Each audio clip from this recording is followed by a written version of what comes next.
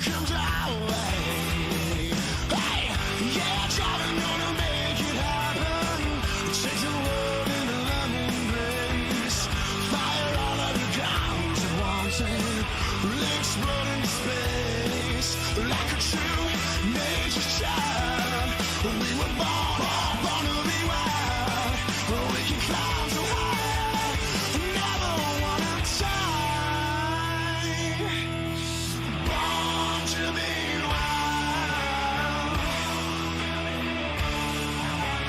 Born to be wild.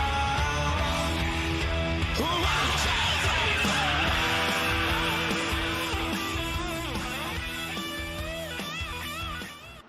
All right, welcome back to Full Throttle TV, and tonight it's the Elite Championship Racing League.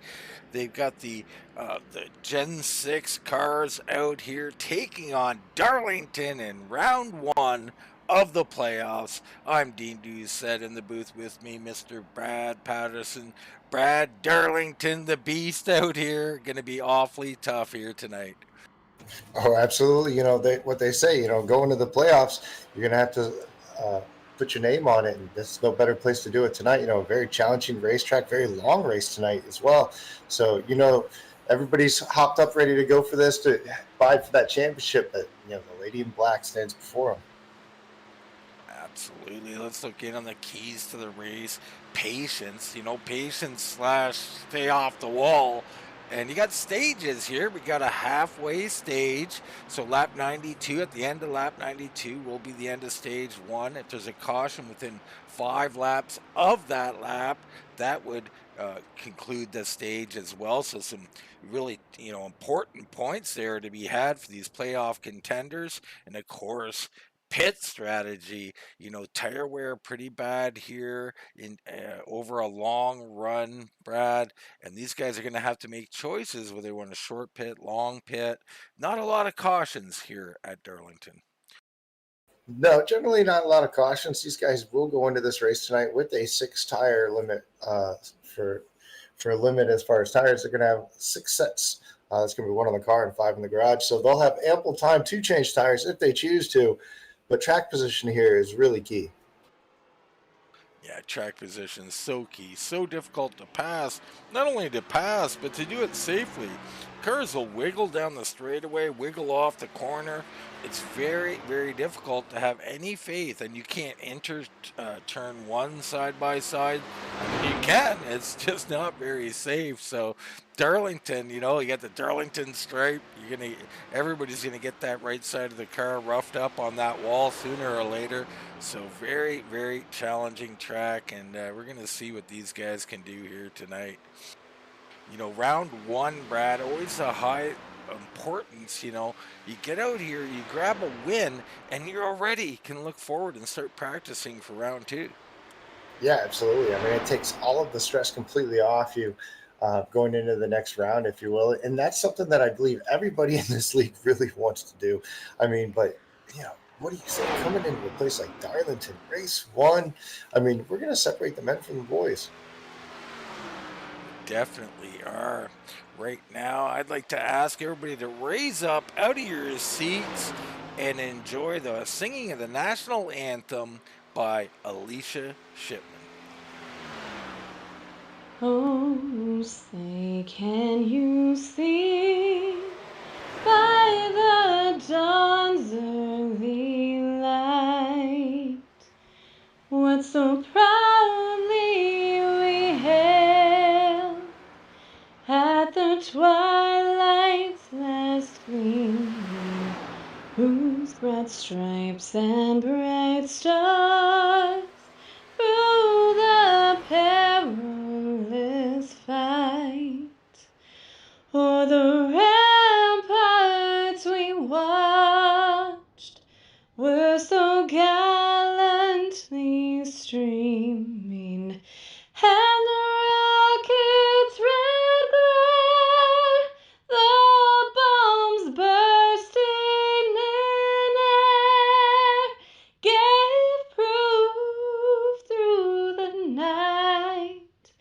that our flag was still there. Oh,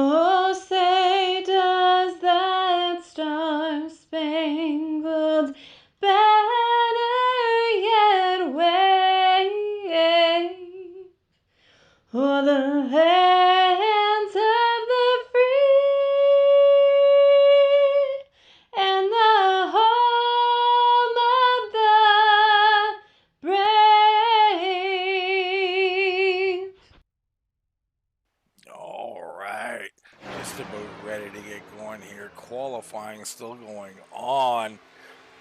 Looks like we're gonna have a 10-minute qualify here. Brad, guys, got a chance to get out here, maybe get a little extra practice. Yeah, absolutely. Get out there, get a little bit of that extra practice, maybe find a pit stall, if you will. Pit road definitely treacherous. Getting off the corner seems like it'd be very easy with the amount of real estate you have and the amount of concrete, but it can really throw you for a little bit of a loop coming to pit road here.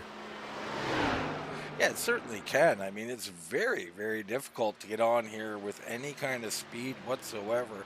Hard left turn off a pretty flat surface down there. You're going to see someone's going to mess up on pit road. Could cost them the race. Yeah, absolutely. I mean, pit road, we've seen it time and time again through several races that we've covered, just being the difference maker, just simply just getting on pit road clean, getting off pit road clean, and hitting your box, not getting a speeding penalty. That is huge. 40-second penalty. You can pretty much just throw away the race if that happens to you here tonight. Take a look in on Mark Figueroa, part of the Crash Test Dummies Racing. He's out here, and right now we only have 6 guys who put a time down, Brad, showing just how difficult this track is to even get in a lap without hitting the wall, without crashing at all. Yeah, absolutely. We've heard it from a couple of the drivers so far. Managed to get a hold of that wall, and that's what you're going to do when you're really trying to push it, trying to get everything he's worth. It's just Ferrero there, getting a little bit loose on the exit as well. So, 16 drivers here tonight. Actually, I'm sorry, 17 taking the field tonight. Not going to be completely detrimental if you have to start towards the tail end of the field, but definitely not where you want to start. Again on the weather, 83 track temp right now. There's nothing really to be concerned about at all, Brad. I don't see anything here. It's going to be pretty standard racing conditions here at Darlington. Hot, slick, and the wall will come at you quick. That's for sure. That's it. We look in on Stephen Massey. Massey looks like he's laying down a good lap here as Figueroa moved up to 4th on the board. And keep in mind, Massey is our points leader going into tonight. Yeah, Massey looks like, he could really, if he could possibly get the pole here. Right now, McCann's sitting on the pole. Actually, I'm sorry, I want to make a correction there. Actual Joshua in the 81, Josh Soucy, he is actually our points leader going in tonight. Stephen Massey is going to be in second. Well, there we go, a little correction. And maybe, Brad, if you don't mind, maybe you could just run down our 16 competitors for the playoffs.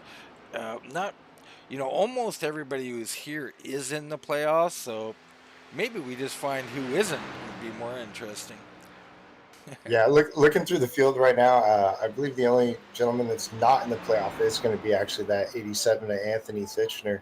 Our bottom 4, if you will, going into the race tonight, that's going to consist of Brian Dublé, Michael Levy, David Moody, and Kenneth McCollum Jr. Those are going to be the bottom 4 going into the race. All right, well, they've got work to do, a little bit of a points deficit there. Right now we're watching Matthew George as he takes his lap around here, trying to get in a qualifying time. In time here, only about 20 seconds left in qualifying. George moving up to 6th on the board. Massey did take the pole over when we were watching him. Mankowski got a late lap in. He'll start 8th.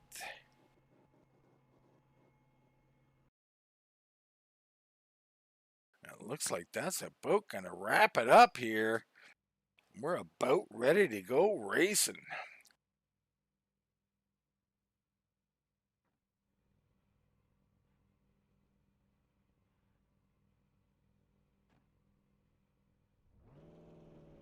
See some of the boys starting to grit up here.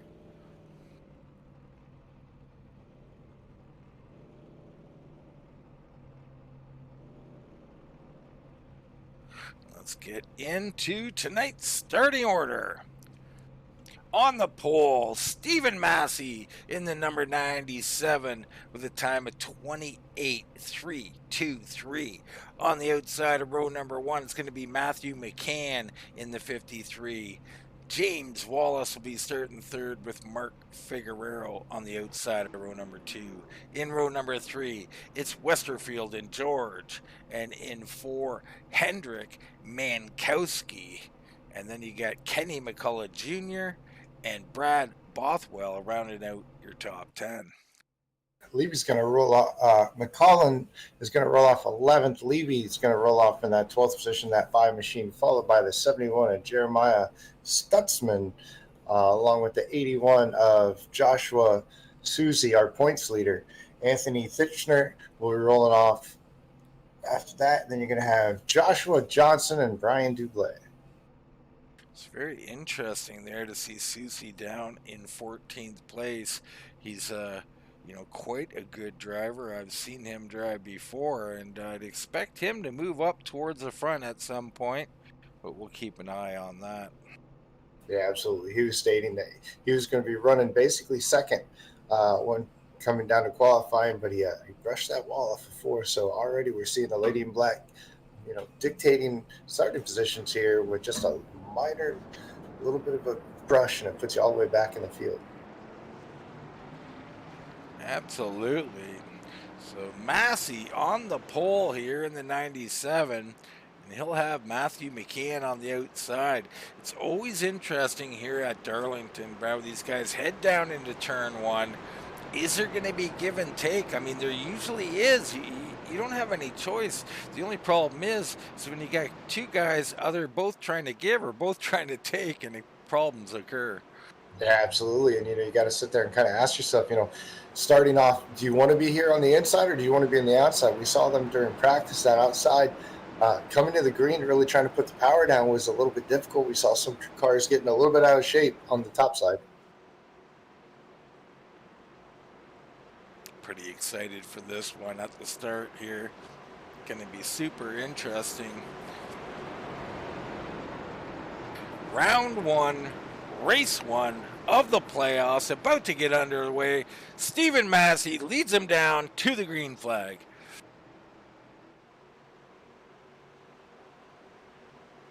Green flag, green flag. Green flag down and away. Massey shaking that car all over. Gets a good jump even with that tire spin. They're too wide behind him here. Yeah, right there you see a little bit of wiggle out of the 51. It looks like the 53 is going to have the advantage right there on the top side. He's going to be able to cut down low, get a better access. The 51 extremely loose. That's going to be Wallace loose on the outside. We got a car in the back already into the wall.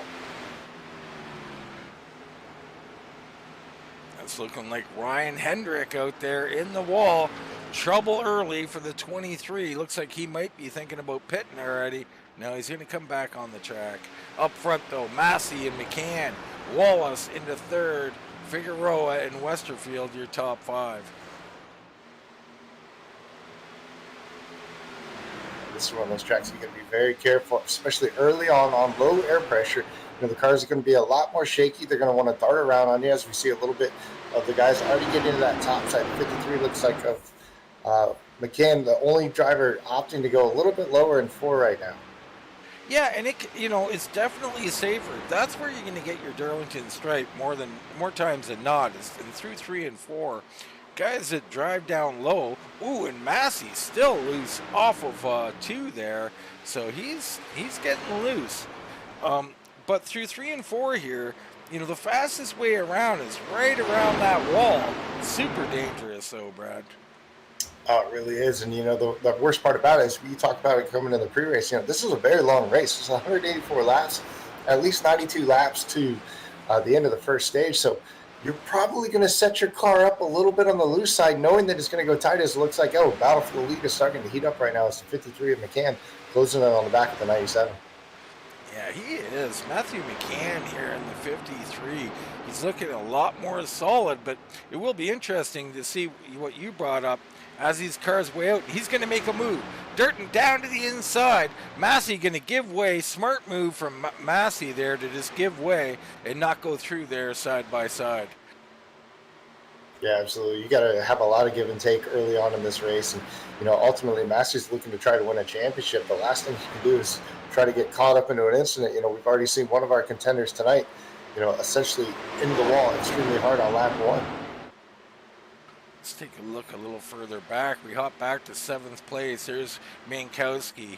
You got Levy in the 5 here. He's up 4 spots. Right behind him, Soucy in the 81. He's up 5 spots on the night. Joshua Johnson up 5, and Brian Dublé up 5. So some of these guys really making moves here early on, Brad. Yeah, absolutely. It's going to be interesting to see just how this works out for everybody as the long run starts in and as the tires really start going away, because we're still really seeing various lines going through the corners. I'm looking in at Brian Dublé. He's another one of those drivers running a little bit lower on the racetrack, where he's going to have right behind him the 60 McCollum as he's starting to stalk him in that Twisted T car. We just seen Soucy get around the 5 of Levy, so put him up 6 spots into 8th. Yeah, he had a very fast race car. We saw him. He talked about just brushing the wall on qualifying, which is what put him all the way back in there. So it's going to be interesting to see how long it takes him to make his way up to the front and how much he uses up of those tires and his equipment. Yeah, it's very key here. Now, Brad, are we on full fuel out here? I believe. Yes, we are. Okay, so full fuel here. I'm thinking these guys can do quite a few laps, but not 90. So you're going to have to be thinking about lap 45, 46 is going to be your pit window. And there's opportunities there, Brad. You can short pit, you can long pit. So there's going to be some different strategies played out here. Yeah, and you talked about it early. This is not a track known for cautions.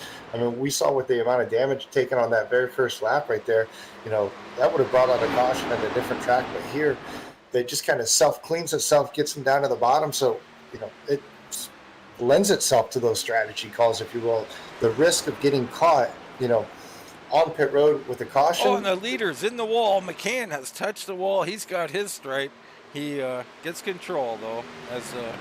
Please continue, Brad. No, I was just saying, you generally don't get caught on pit road during cautions, but man, even the top 3, even we saw right there, 53 get in the wall, 51 was all over the back end. The rear grip is just going away on these cars. It is, and we're watching Mark Figueroa here. Let's hop on board with him right now and just see what he's dealing with and what those around him are dealing with, as the top 4 have kind of bunched back up here, Brad. Yeah, I mean, you see right there, the 97 goes to the inside as we're going down this backstretch. Looks to the inside. It's going to be able to make his way by. 97, put him back up to the point, so that 53 obviously not handling exactly how he wants it. But that 00 is looking really good, able to work that bottom of the racetrack. It's just a matter of, how much you're really willing to push it right now. Yeah, this is a track where if the guy doesn't let you go, you have to do a really, almost a crazy maneuver to get by him. So it's going to be interesting to see if Figueroa is willing to make any move like that. Like, you just seen Massey make it kind of a crazy move. I mean, it's Darlington. It's not crazy, but you go to the inside on one. If that guy on the outside does not relinquish, you're going side by side, trouble can ensue. But McCann let Massey by, and maybe you were a little prophetic there, Brad, on your earlier call. He had that car set up loose. Seems to be coming to him now. Absolutely. Don't look now, though. We got more players to the game up here, if you will. Looks like the 50 of Matthew George is up there. The 81, he's pretty much within striking, if you will. And so is Jim Westerfield. They've caught this pack in front of them as the 53 still extremely loose on the exit, really causing these guys to check up a little bit as that 97 kind of starts to pull away. Don't look now, but Soucy has caught the back end of this group, so he's up 8 spots, Brad. The 81 now in 6th position. Yeah, he's doing great. I mean, I'd be interested if we could possibly pull up the Delta as far as... 51 in the wall. A massive wreck. Soucy's involved. The 50's involved. That's George. And they're trying to power through it. They cannot. No caution. It's typical Darlington. Finally, after a minute of sitting there, caution does come out. My goodness. Yeah, we talked about it. Unfortunately, having that bad qualifying run put the 81 back deep into the field, and he was going to have to make a little bit of adjustments and take some chances trying to get his way through the field. Ultimately, that developed right in front of him, and I don't think he really had anywhere to go. I think you got your crystal ball out tonight. You were talking about track position. That was the second thing you talked about. Both coming true. We see there into the wall. I think that's the 51. Not to go back. Yeah, that's James Wallace, I believe, who got in the wall.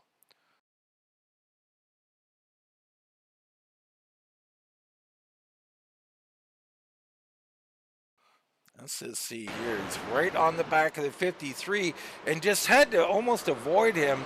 Just didn't brake early enough or wasn't expecting to brake.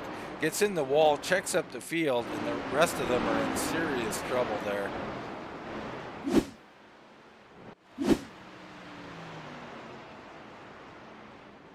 Let's look in on our pit board here and see as all of our leaders are coming in.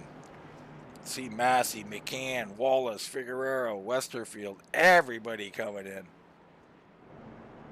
Absolutely. I think you're going to start seeing a little bit of adjustment here. We saw the 97 worked out exactly like you wanted it to, a little bit loose earlier. I wouldn't be surprised if you tries to tighten that thing up just a little bit. But, the hard part now is, we've got 17 laps.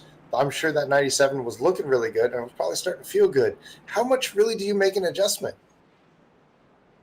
Yeah, I don't think you do. I mean, the only thing that would make you make an adjustment at this point in time is, do you believe there'll only be short runs or do you believe there'll only be long runs? Right. Other than that, I think Massey had it right for long run, and he's down and away very quickly. But Chris McCullough first out the 60 with a 6.7 stop. That is a gas only for the 60 of Chris McCullough. What a move. Yeah, it sounds like he's going to be playing a little bit that pit strategy. We talked about it. Only 6 tires available tonight, so one on the car, 5 in the pit. Everybody who took tires right there, they're going to have 4 left, and we're only 17 laps into 184. And we got a lot of guys making long pit stops here. Westerfield 23.6, Mankowski with a 39. From 10th on back, all in the 40s as they're getting heavy damage fixed. You see Matthew George messed up there. Stutzman, he looks okay, as does Hedrick. Joshua Johnson not looking too bad. And here comes Soucy. He looks a little crinkled up on the front, and you'd expect that. Brad, what do you have to be aware of when that happens? Oh, and Chris McCullough's back in. Looks like that short pit stop was a mistake. He's going to come in and take some rubber. Well, one of the hard parts with the 81 right there, with the damage he has, is going to be whether or not he took enough tape off the front end. Generally, this isn't one of those places that you got to worry about really sucking up on the back of somebody like you get a super speedway and overheating. But these guys try to put so much tape on the front end of that car just to have the downforce that they need to get around this place at speed. So that's definitely going to be one of the concerns. So, Brad, interesting here. The 60 of McCullough come back in, does a 5.4 stop after doing a 6.2 stop, seeming like 2 fuel-only stops. What do you think he's trying here? He just didn't want to be in front of the leaders, maybe? I would probably say that. Green flag. 97 got an incredible jump out of the gate that time.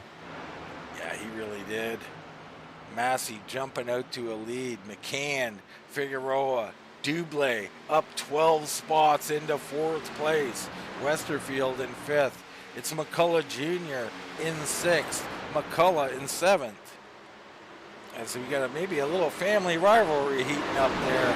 We got Wallace, George, Leiby, and Mankowski in the top 11, I guess.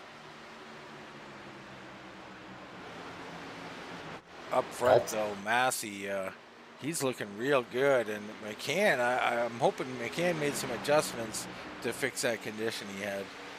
Yeah, absolutely. He was just a little bit too loose, especially early on. I like what I see though. It seems like he's probably the other way. He probably actually goes tight, where he was loose, where he was able to, fire out of the cannon.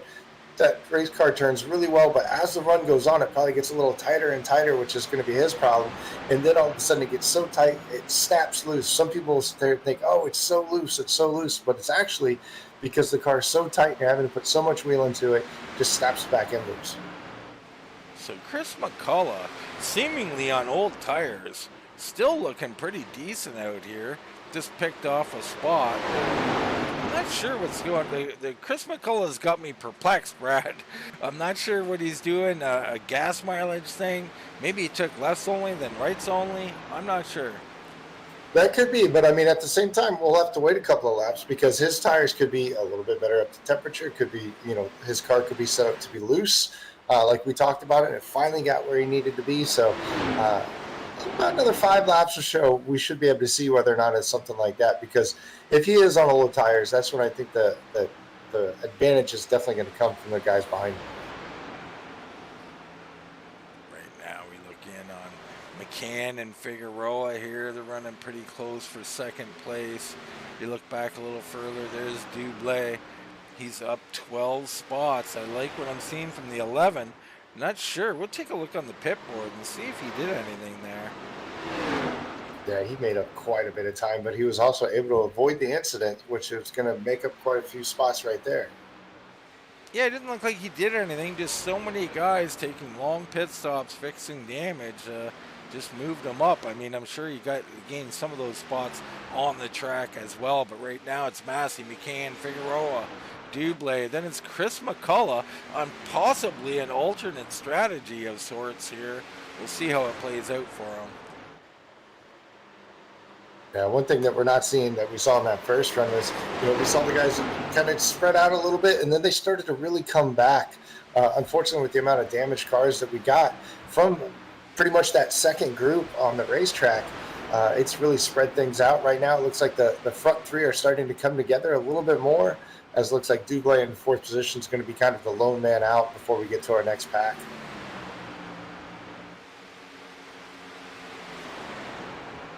See Levy there making his way around the 50 of Matthew George. Now looking in and under the 03 of Kenny McCullough. He's going to take that spot as well. So Levy, he's going up here. He's moving up in a hurry. Wallace and Chris McCullough already getting through that pack, a little bit ahead of him here. Yeah, and a little bit of, we got, looks like some 57 is going to be spinning into the wall. 57 down low on the track. This will not produce a caution. He's going to have to get going, try to stay on the lead lap. It's Joshua Johnson now towards the back of this pack in 16th spot. And he's still moving extremely slow on the racetrack right now. It's going to be something that we're going to have to watch as our leaders are actually starting to come up on the back of the 57. I'm sure the 57 is just going to pull down out of the way, but even then, a track this tough, sometimes getting out of the way, you can get in the way. Absolutely. I see that a lot. Guys trying to get out of the way off the corner. The guy behind them trying to make the move off the corner, and they come together. It's very, very tricky. Being courteous is very difficult at Darlington. Yeah, absolutely, because unfortunately, the guy up top, he wants to run that top side because that's where the speed is, and you're trying to get out of his way, but, the cars aren't set up to run the bottom. They're going to push up in the center of the corner, and sometimes they do that right in front of the leaders, unfortunately. It's one of those very nail-biting experiences, and, just trying to get around the track and get around lap traffic. Absolutely. It really is a nail biter. We had a little message from Joshua Johnson just thanking us for broadcasting. We couldn't be more happy to be here broadcasting some very familiar names out here on the track to us, and we love seeing it right now. Levy coming under the 60 of Chris McCullough, and Levy is really looking pretty hooked up out here in the 5. He's showing great run speed right now. He's starting to close in on the back. He's going to have the 51 now to contend with a little bit further out in front of him. And, they're still losing time to the leaders. But one thing that it is going to be interesting to see as this goes on, what will pit strategy have to do? If you're somebody back here in the pack where, you are somebody like Levy, where you got a fast machine, do you go ahead and do you take that chance? You know, we're on lap 30. We know that the caution is going to wave at lap 92 for the end of the first stage. So, you know, 15 laps, if you will, you can kind of cut this thing in half if these guys can't make it all the way to the end. Great points there. As we look in on our last lap times, we've got Figueroa with a time of 29.85. You had Leby with a 29.84, and Massey was a little bit slower than both of them. So Figueroa and Leby, the fastest guys on the track currently.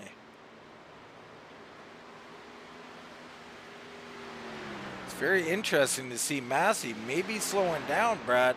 Is this a case of going out too hard, too fast? You never really know. I mean, that's just it. You know, did you go out too hard, too fast? Is it a matter of, okay, let's just start to manage our gap, if you will? We got the field under control. Figueroa, though, being able to take a little bit more, actually lost about a half second that lap. So everything he gained the lap before, he just lost right there. Yeah, we look in on that lap history, and you're right. You know, some gains, but the losses are the bigger than the gains, generally speaking. Seems like he's pushing pretty hard, and when he gets it a little sideways or something, he loses everything he gains. So consistency around Darlington, highly important.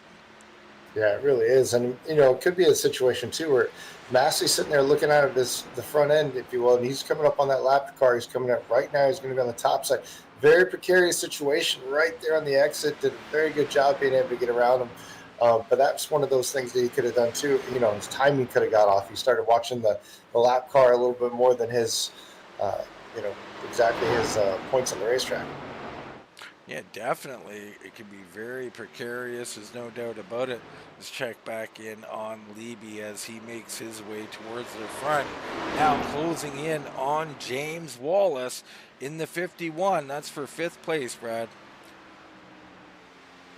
Yeah, absolutely. He's starting to make up a lot of time there on the 51 of Wallace. You know, Leby doing everything he needs to do, and he's probably one of the faster machines on the track right now. It looks very stable on that bottom side. He's not utilizing that top lane in 1 and 2 like we've seen everybody else do, where everybody else kind of does that double apex on the corner, if you will. He's kind of running a little bit lower, a little bit more controlled on the exit of the corners, and that's one thing that I like to see. I don't like to see these guys fishtailing it out of the exit of 2.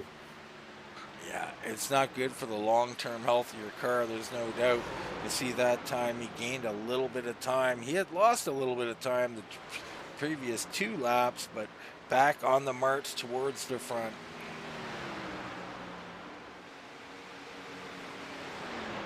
Up front, Massey still leading this thing, looking very, very good in the 97. He's now got a 2.5 lead over Mark Figueroa. Matthew McCann hanging on to 3rd place right now. Dublé chasing him in 4th. James Wallace in 5th, and he's got Leby all over him. There's Soucy. Soucy doesn't seem to be the same since that incident, Brad. No, really not. I mean, that's to be expected. Got a lot of damage on the right side, probably affected that right front. The driver I've been watching has been that 11 of that Brian Dublé. He was actually making up quite a bit of time on McCann, and then unfortunately he came upon the lap traffic of that 23 of Hendrick, and it slowed him down quite a bit. He's been able to get him back right up underneath him, and he's starting to march his way back to the front. Looks like the 51. Sorry, it was 57 getting out of the way there. Yeah, 57 of Joshua Johnson there. Not having the best of luck so far here tonight, but Dublé will get around there. Let's look at his lap history. And you can see there between him and McCann, very similar what we've seen. Lots of gains, but one big loss kind of negated all of his gain. Yeah, absolutely. And the big loss was, like I said, he got up on the back of that lap traffic, and he just caught him in the wrong spot, wasn't able to do anything with him, and just kind of played it safe, which, you know, is a smart move right now. I mean, let's face it, we know that there's going to be a caution at lap 92. The biggest thing right now, keep all the fenders on your car and make it to that spot where you know you can get 4 fresh tires, and then the race really starts.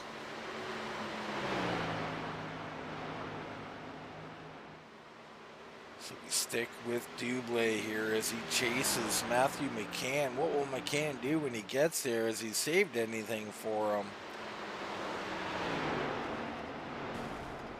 I don't know. The big thing right now for Dublé is he's doing everything he needs to do is just not get a little overexcited, if you will, and put yourself into that wall, which does happen quite a bit here at Darlington. It does. The closer the guy behind you gets, the more you get scared that your braking is going to be too soon, and you wait too long and you go into that wall. While this goes on, let's check back in on 11th place. You got Kenny McCullough. Then it's Jeremiah Stutzman here in 12th place. Brad Bothwell in 13th. These three fairly close together here, but they seem to be just kind of waiting their time here, Brad. I mean, they too know there'll be a caution. I don't think they're too worried about going a lap down. Perhaps they should be, though. Yeah, I mean, there's quite a bit of time here, if you will, before the next caution. And the big thing is, you have to still be on the lead lap. I mean, one guy might get a lucky dog, if you will, but you still got to be better than the rest, if you will. And I think these guys are just an adjustment or two they need, not wanting to necessarily take a big swing. I mean, we've seen a couple of guys here tonight. All of these guys essentially are in the playoffs. So, every point counts. So every point ahead of somebody else having a bad night, it could mean a lot at the end of it. Yeah, it really could. There's no doubt about it. When we look in on some of these times, there's McCann and Dublé still battling. But you look down to like Chris McCullough, 13 seconds down from our leader. Actually, 21 seconds. So McCullough in danger of being lapped by the end of this. And they got to really be thinking about pit strategy and what they're going to do to counter this action. I mean, I think McCullough's on old tires, so no surprise to see him losing ground. But he does have that extra set. I'm not sure he needs it, Brad, with 5 sets in the garage or 5 sets total. I'm not sure. Yeah, I don't think it's necessarily going to be in his best bet to try to hold on to him. I mean, like you said early on, this is not a particular track that produces a lot of cautions. Doesn't say that it doesn't produce a lot of wall hits or a lot of accidents, just not a lot of cautions. Jim Westerfield running all alone out here in the 35 in 10th place. He too could be in jeopardy of going a lap down. And you talked about that lucky dog. He's got Matthew George and Chris McCullough 5.5 seconds in front of him. He's got a couple of seconds over Kenny McCullough and Brad Bothwell on them.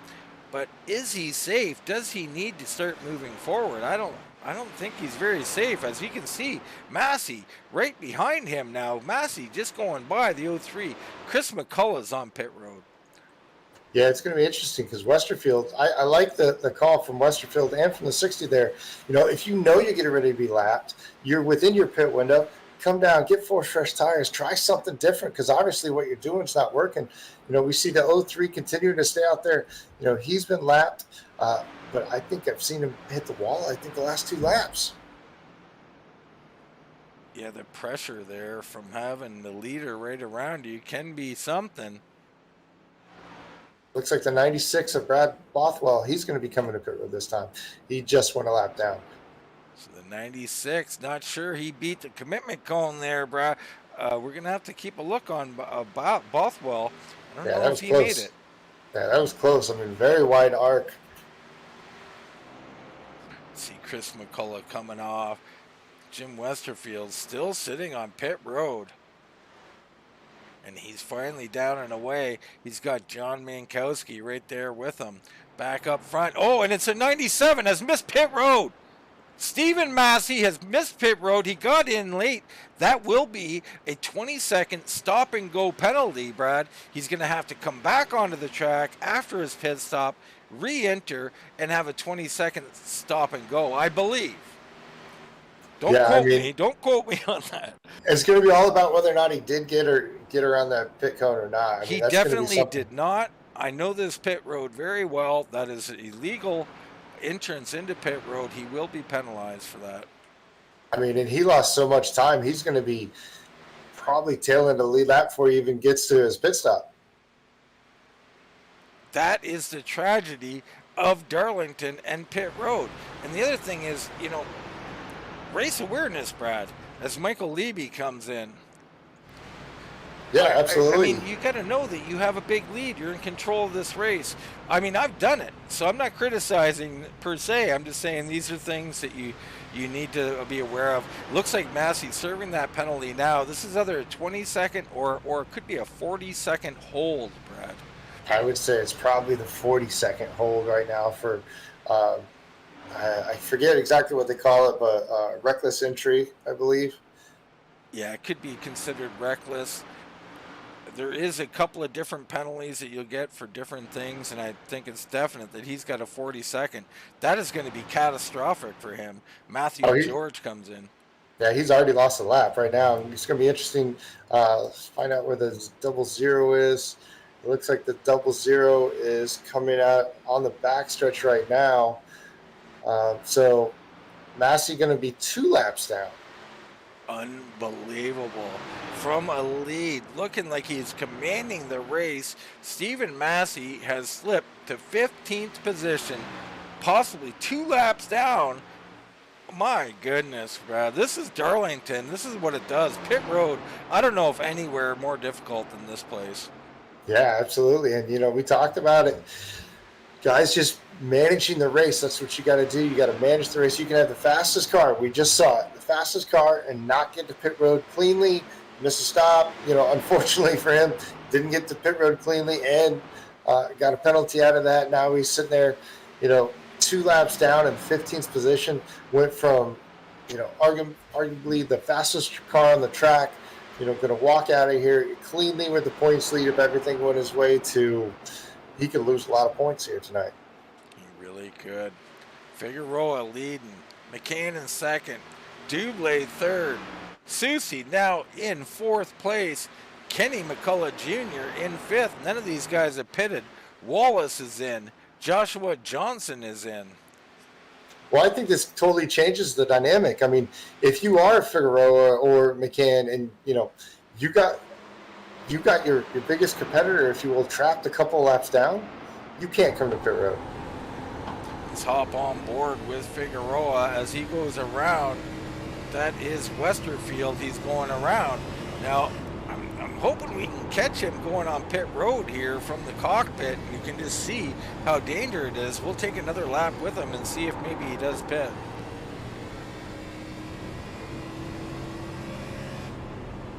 And here he comes, Brad. He's coming down, really shallow entrance. This is a very slow entrance, but safe.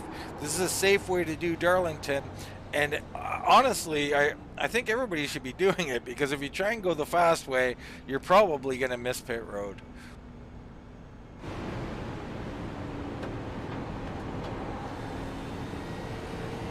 Right now, Dublé, your new race leader. Yeah, I agree. They got to be very careful getting onto this pit road. There's 5 guys currently on the lead lap. The race is going to be between them if they work it out right. We know we're going to have a late caution at the halfway point, if you will, for the end of stage 1. So all you got to do is just stay on the lead lap and not cost yourself a race. And you see, we went back to Mark Figueroa there from Dublé, and he was just entering his box, Brad. That's how long a pit road this is. The pit stall's very spread out. It's very long, tedious, and tough to get down here. That was a really quick stop. Let's take a look in on it. 15 seconds. I guess not so quick, but it seemed very quick. Yeah, it looks like Dublé is going to actually come in this time. Kenny McCullough Jr. is also going to be coming in this time. Dublé locks it up just a little bit, gets it back under control, though. Good job by him. Soucy now still on the track. McCann still on the track.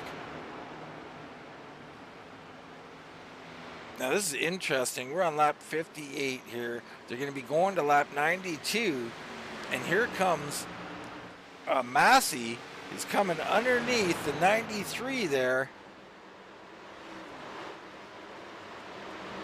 And now he's going by our leader, getting one of those laps back. Boy, he is not holding back. Massey tearing through the field here. Yeah, he really can. Unfortunately, though, he's got a long way to go. Just put him back on the 1 lap down, if you will, from 2 laps. But he's still going to have to get by numerous drivers just to have a shot at that lucky dog. And he knows he's only got about 32 laps to do it.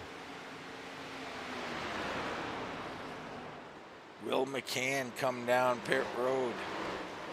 He continues to ride on the track here. I think at this point he just needs to, he's not going to win the race on this strategy. We know we're going to get a caution. So just come on down pit road, get 4 fresh tires, because right now he's just losing time to his competitors. Is he possibly thinking of just a gas and go situation for that caution, Brad? Like before the caution? I can't see it. I don't see the benefit of it. He's got a 2-second lead right now over the 81, but then he's got a lap. I mean, he's going to be able to come in easily, get 4 fresh tires. You see him right there. He just pulls out of the way to let the 60 by because he knows the 60's faster than him on those newer tires. I mean, you're not going to catch that miraculous caution and trap everybody a lap down. I just don't see it. Let's talk about Chris McCullough. We've seen his strategy early in the race. It would look like it was gas only. It put him in a bit of a world of hurt, according with Massey out there. But Massey makes a mistake. Now the 60 comes in, gets his tires, has his pit stop. When McCann and Soucy come in, Chris McCullough will be your new race leader. Yeah, absolutely. He's ran a fantastic race when it comes to that, managing the pit road, managing the race, and that's ultimately what he needs to do. I mean, we know, I hate to keep saying it, we know the caution's coming out.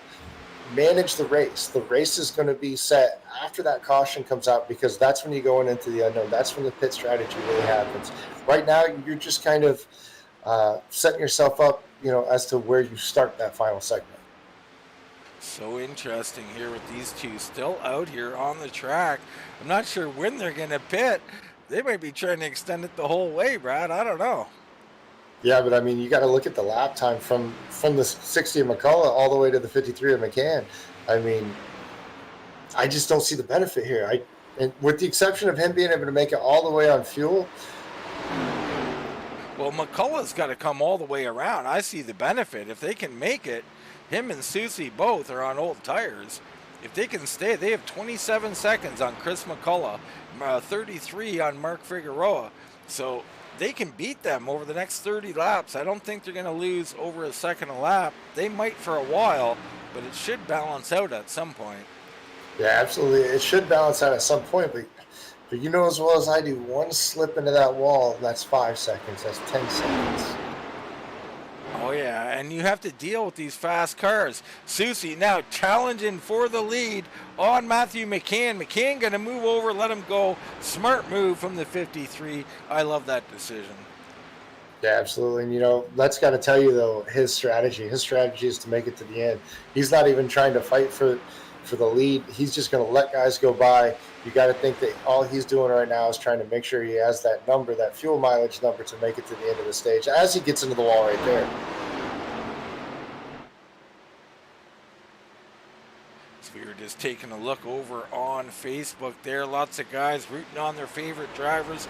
Glad you guys are out here watching us here on Full Throttle TV as Soucy leads this race. Matthew McCann behind him, and now Soucy has a 2-second lead. McCullough is coming now within 24.5 seconds. We're looking at about 26 more laps. Can Chris McCullough come all the way around? Can Figueroa and McCann's coming in. Yeah, he was just hemorrhaging too much time. I mean, to the point where, he's pulling down out of the way of the other drivers. You're going to lose a second a lap just by doing that because you don't have the arc or the entry that you need to maintain a quick lap time. You see that crawl down the Darlington pit road. So painful, so long. Chris McCullough going to come by before he even gets in his pit stall. So McCullough up to second place. There he is on the track.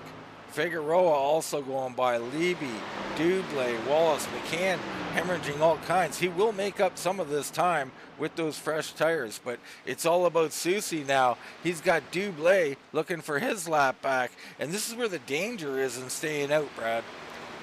Yeah, it really is. And one thing that, we haven't really looked at is, look at the 60 of McCullough, if you will. We think that he might be one of those guys that's able to make his way up there. Right now he's entering what? Figueroa just got by him. Right. All right. But they're, where are they at? They're on exit of 2. They're on the backstretch. Okay, so the real question is Soucy right now, you know, they've got 25 seconds to him or whatnot. What I'm looking at, though, is the 97 to Soucy. Then I have Stephen Massey. Yeah, Massey on a tear out here. He is now 44 seconds off our. Now Figueroa is, you know, he's matching him. He might be faster than Massey right now. Yeah, but the only person right now that Massey has to get by is directly in front of him. That's going to be that 50 of Matthew George. That's going to put him in that lucky dog spot. And he's going to continue to make his way and make up time, I believe, especially on Soucy with older tires. Yeah, Soucy's hanging on to a, looks like about a 20-second lead over Figueroa, McCullough, Dublé, Levy, and we stay with this battle, though, as Matthew George in front of Massey, and it's really not much of a battle so far. Massey slowing down. Let's take a look in on when Massey pitted here.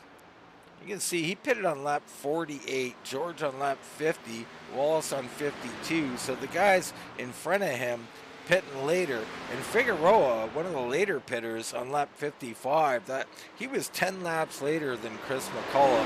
That was how he was able to get up and get around Chris McCullough. Yeah, and while all that was happening, bad to worse, you know, we talk about pit strategy and what it can do to you, put you in a bad situation. You know, the 96 of Brad Bothwell was coming on the exit of the corner, got into the wall a little bit, got out of shape, had to check up with the 53 of Matthew McCann coming in full song behind him, right into the back of that machine. So Matthew McCann now with some front end damage. Wow, that is unfortunate there. Let's see if we can get a replay on that and just see what happened. So we see here Brad Bothwell. Oh, Bothwell into the wall, McCann into the back of him, and you've seen it there, and around he goes. No caution again for that incident. Typical Darlington.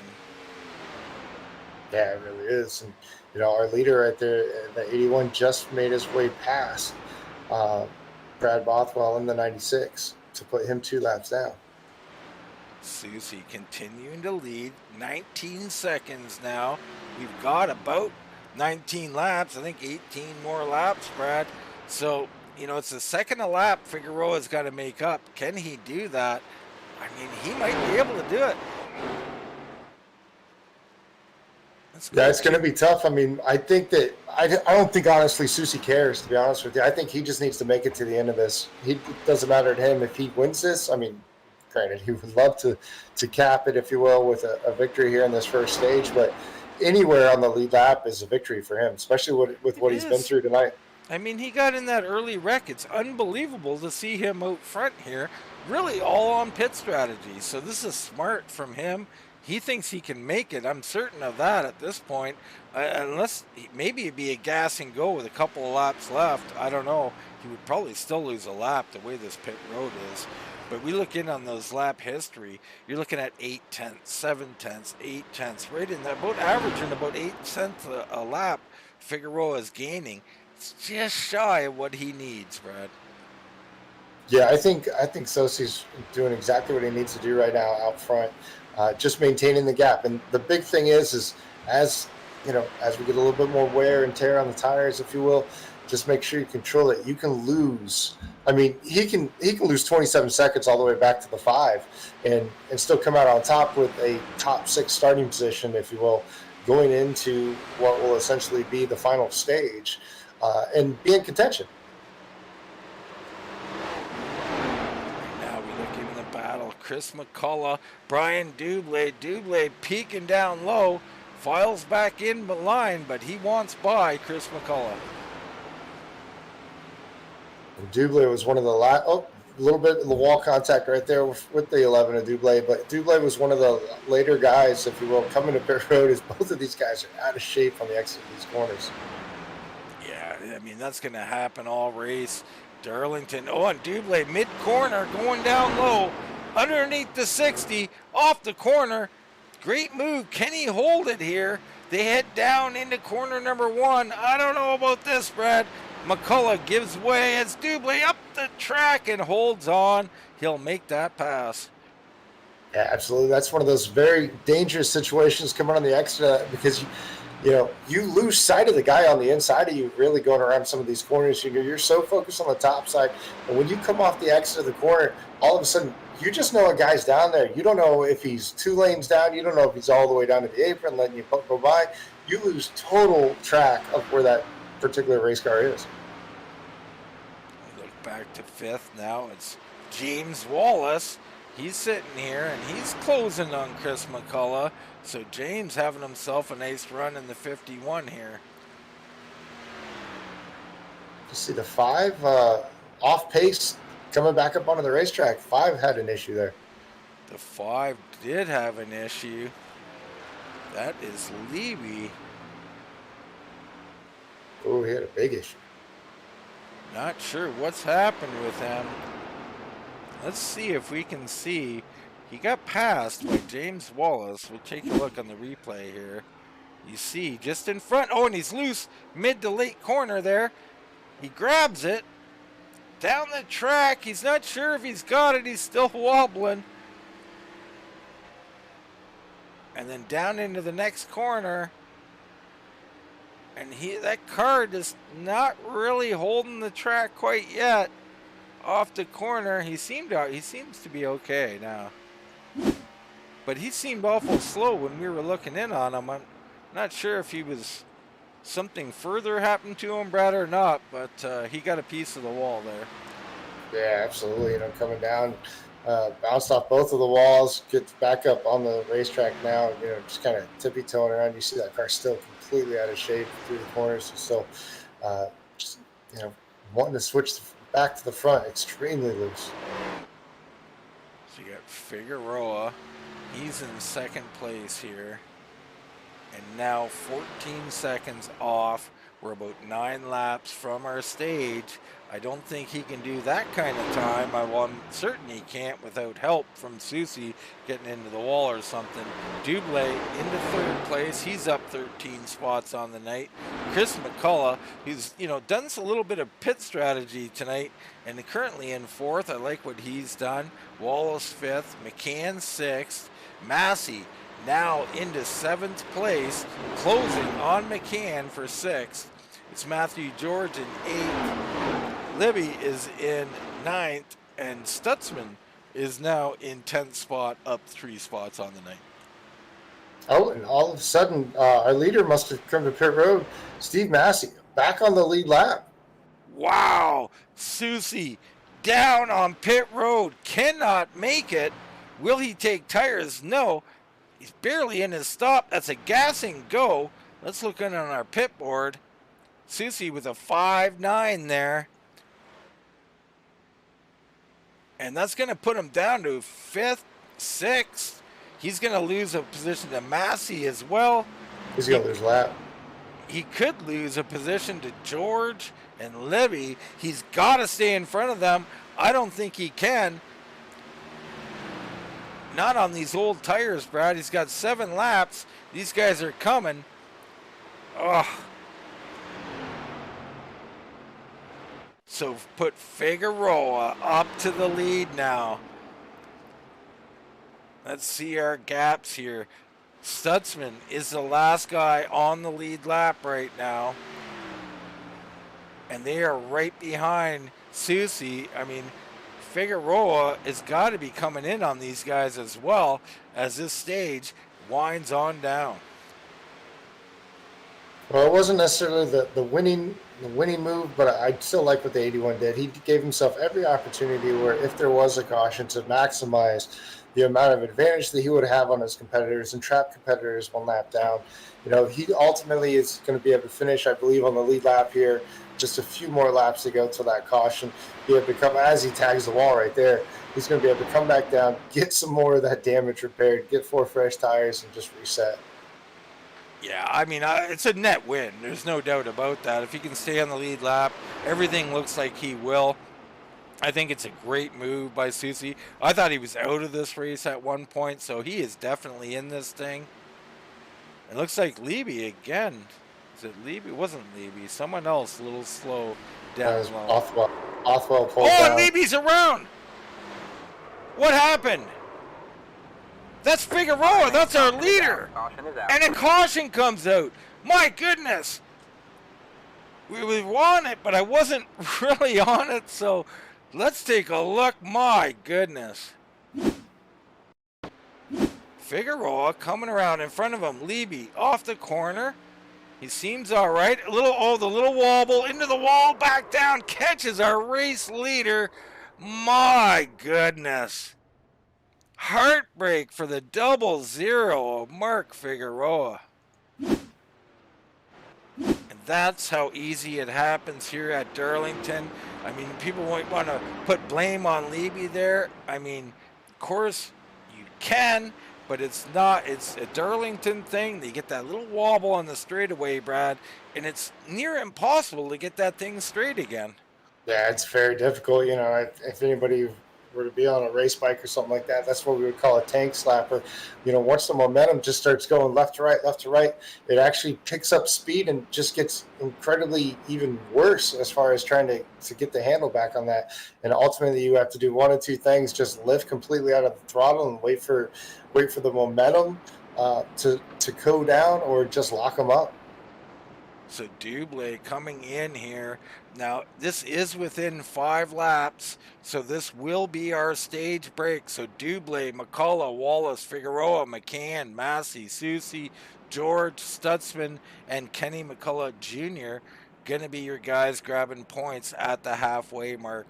Dublé, Brad, stage 1 winner. Oh, he did a great job. I mean, he managed the race, and that's exactly what he needed to do. He needed to manage the race. We saw him. And one thing, look at that 11. It looks pristine. Not anything, you know, not the wall, not tore up, not bent fenders. The 60 is another one of those guys that, you know, the car looks extremely well, and that's exactly what you need. You didn't need to win the first half of this race. You just didn't have to lose the race during the first half. Yeah, I mean, that's well put. That's Darlington, right? I mean, allow others to beat themselves. Just don't beat yourself. And Dublé did that. He raced a great race, kept it clean, didn't beat himself. Chris McCullough, much the same. A little different strategy, but he's going to come out second. Guess who's coming out third, Brad? Going to be Stephen Massey. That'll be interesting. That will be interesting. Massey beating James Wallace off of pit road. McCann going to come out in 5th. You got Soucy coming out 6th. George coming out in, or Soucy's going to be 5th. George in 6th. Stutzman 7th. Kenny McCullough 8th. Matthew McCann drops to 9th. And Figueroa still on pit road, virtually destroyed. It's an incredible shame for Mark Figueroa. Well, it's not totally out. I mean, shoot, if anybody, the 50s taught you something, you can run around this racetrack without a front clip and still be somewhat competitive, as he's still shown in the top 10. And, you know, the mentality just has to change for Figueroa, if you will. You know, you go from winning the race to not losing points and trying to just make the best out of that you can out of the situation. I'm almost speechless here as what transpired late in that stage. So much drama. Soucy having to pit. You know, earlier in the stage, Massey having problem on pit road. Then you got Figueroa with that late unfortunate wreck. I mean, just so much going on. We're only halfway here, Brad. I mean, dare I ask, who do you like at this point? Oh man, it's tough. I mean, the problem with you can pick the favorite right now, and I think we'd be hard pressed to say that the 97 isn't the favorite as far as just speed of the track. But at the same time, one mistake and you're out. I like what the 11's done all night tonight. You know, just been cool, calm, collective, and quiet. You know, you haven't heard us call his name a whole lot, but he's always been there in the picture of the 60s. You know, he's willing to change it up and take a risk and, you know, do something that they're not. So. Yeah, I think I'll go with the 60. I'll throw a dart. Yeah, I like the pick. I mean, for myself, I mean, it's hard to, go against Massey, but he beat himself once, Fred. Has he learned? Will he beat himself again? I don't know. And Dublé doing everything right, up 15 spots on the night. Hard for me to make any pick. I'll leave that all up to you. You got McCullough, I got the field. How's that sound? I don't know. I still kind of got my hand tied behind my back in that one.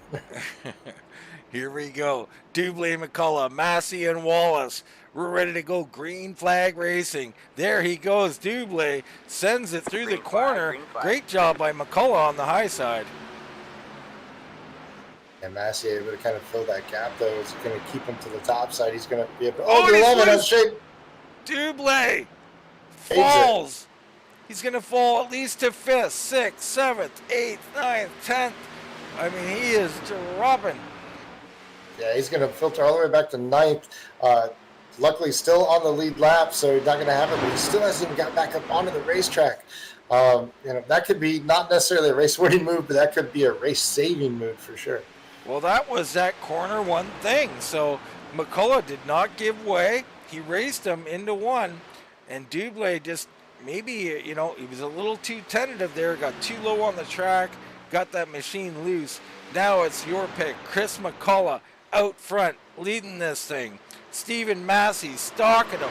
Massey was dominant early. Can he get up here and get around him? Can he stay mistake-free? Yeah, absolutely, and that's the big thing with the 97. He knows he's got a good race car underneath him. He knows nothing on the track, if you will, as far as the racing. Nobody's been able to really beat him or put anything as he gets extremely loose on the exit of that corner. We saw this early on, though. He's got a loose car for about the first 10 to 12 laps. He does, and it seems to come to him as they go on. And it's fast, even while it's loose. You see there, he's already making up that time that he got lost from wiggling that car around. That car is extremely fast, but McCullough, solid all night long. The Twisted T machine, nice and clean. Yeah, both these guys continue to pulling away from that 51 of James Wallace and the 81 of Soucy.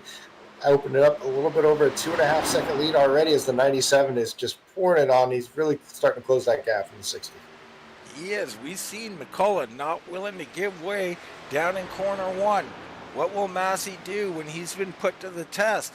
We try that move down into one, and he's going to have to ride the bottom. It's going to be highly entertaining here if it comes down to that. We head down into 3.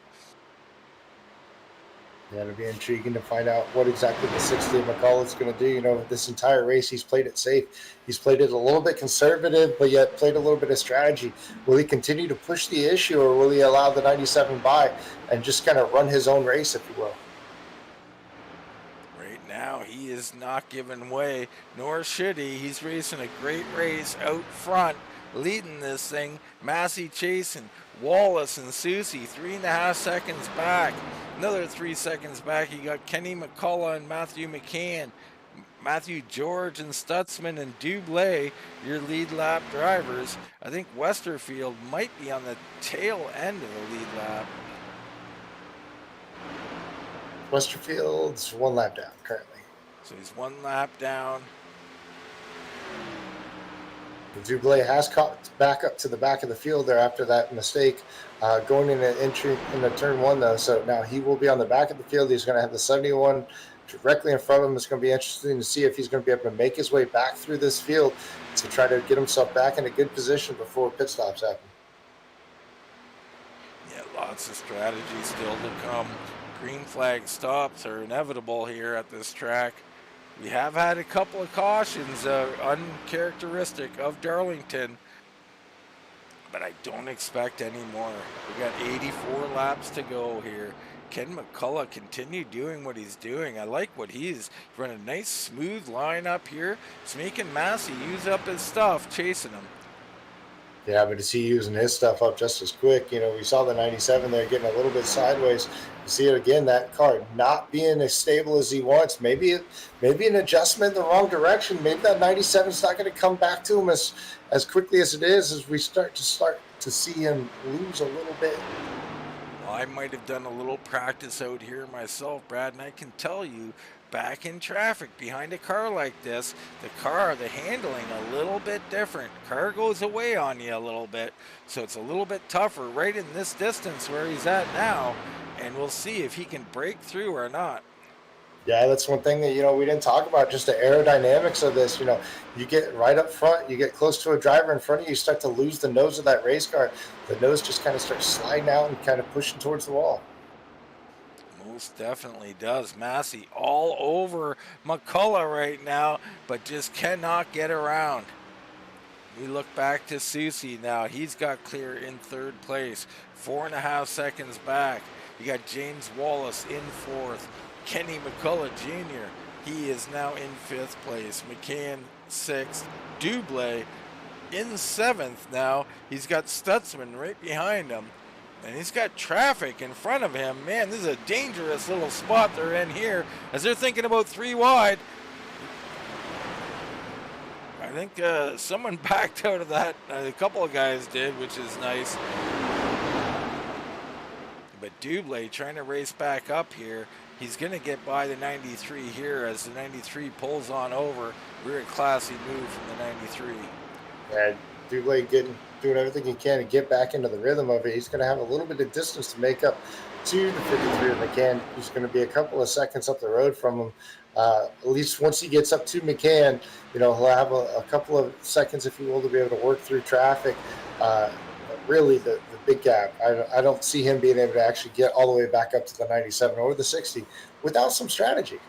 Ooh, the 97 loose off the corner of 2. He's hanging on, though. It doesn't seem to hurt him that much, Brad. He's really controlling that looseness. Yeah, he is. He's doing a great job of it. One thing that I'm starting not to like is you see that 60 starting to change his line. I mean, he's running a little bit further down the racetrack. Maybe that car's starting to go away. The problem with that is if you're going to give that 97 the preferred line, he's going to take it. And without you in his way, essentially, he's going to have all the downforce he needs on the front end of that machine. I kind of like it, Brad. I mean, I see him down here in 3 and 4 running the low line, and it's really not a bad line down here. This is a line that can work down here. You can get on the gas off the corner a little bit better, a little bit smoother, kind of save your stuff. I think I like what I'm seeing out of the 60. I guess only time's going to tell which line's going to be the better between the two of them, as they're both continuing to work extremely hard. That gap maintaining at about 0.2 of a second between the two of them. Nobody's really giving an inch. Nobody giving an inch at all. So they continue to ride. Massey with a bit of a run there, but a better exit from the 60 as he continues with that low line out of 4. You're starting to see that old adage, high in, low out versus, going in deep and trying to get around the corner. Fast in versus a little bit slower out. That's exactly what you see. The 97 there loses the front end again on the exit of the corner. Yeah, and that arrow that he's getting or losing from being behind the 60 is really hurting him. And I don't know if it'll hurt him enough to slow him down if he does get by, but he is still wiggling, Brad. Yeah, he's just trying to get the grip that he needs in those rear tires, pushing him down, trying to get the exit that he needs, and it's just not there for him right now. Let's go on board Stephen Massey here. Just see if we can see these different lines. You see they're very similar through 1 and 2. Up high, down low for the exit. The 60 looking a little more under control here. Or that was 3 and 4, my apologies. Down in 1 and 2, you see there almost touched the apron. Up high, cut it back down low. The 60 a little later off, but smoother. Yeah, what you don't really see these guys make it look very easy is that hump right there on the exit to big run to the inside. Wow. Not going to have it. Massey throwing it in deep into 1 or into 3 there. My goodness. That's what he needed, though. He needed to be able to close this gap going into 1 and 2 here. Could be some frustration from the 97 as he can't find an opening, can't get the run that he needs as the 60 continues to get off the corner better, Brad. And it's really, it's just, I mean, the entrance on the 97 is better, but it doesn't do you much good if you can't get off the corner. Oh, and he's going to go high here, taking a little peek. Yeah, this is when you got to be very careful, though. I mean, you're trying so hard, you're doing everything you can, and just one little mistake, and it just gets you in the wall. And just like that, we saw the 60 get in the wall. I think 97 might have got a little piece of it, too. But sometimes that wall does not let go. Well, at this point, isn't it time to maybe just say, hey, pit stops are coming. Maybe I should just ride and wait for pit stops and see what I can do. You know, wait for him, pit a lap or two later, or get in first, try and beat him off pit road, try and do something on pit road. Well, I guess that, first off, race car drivers, we're racing for the lead. You're never going to just pull over. But I guess the biggest question is, does Massey think that he's faster than the 60? If that's the case, he's working so hard and he's trying to get by him because he thinks he's going to be faster. And once he does get clear, he's probably going to think that he'll be able to pull out, a 2-3 second lead, which is ultimately going to help him, come into pit road and allow him to just kind of be a little bit more conservative because obviously, he needs that.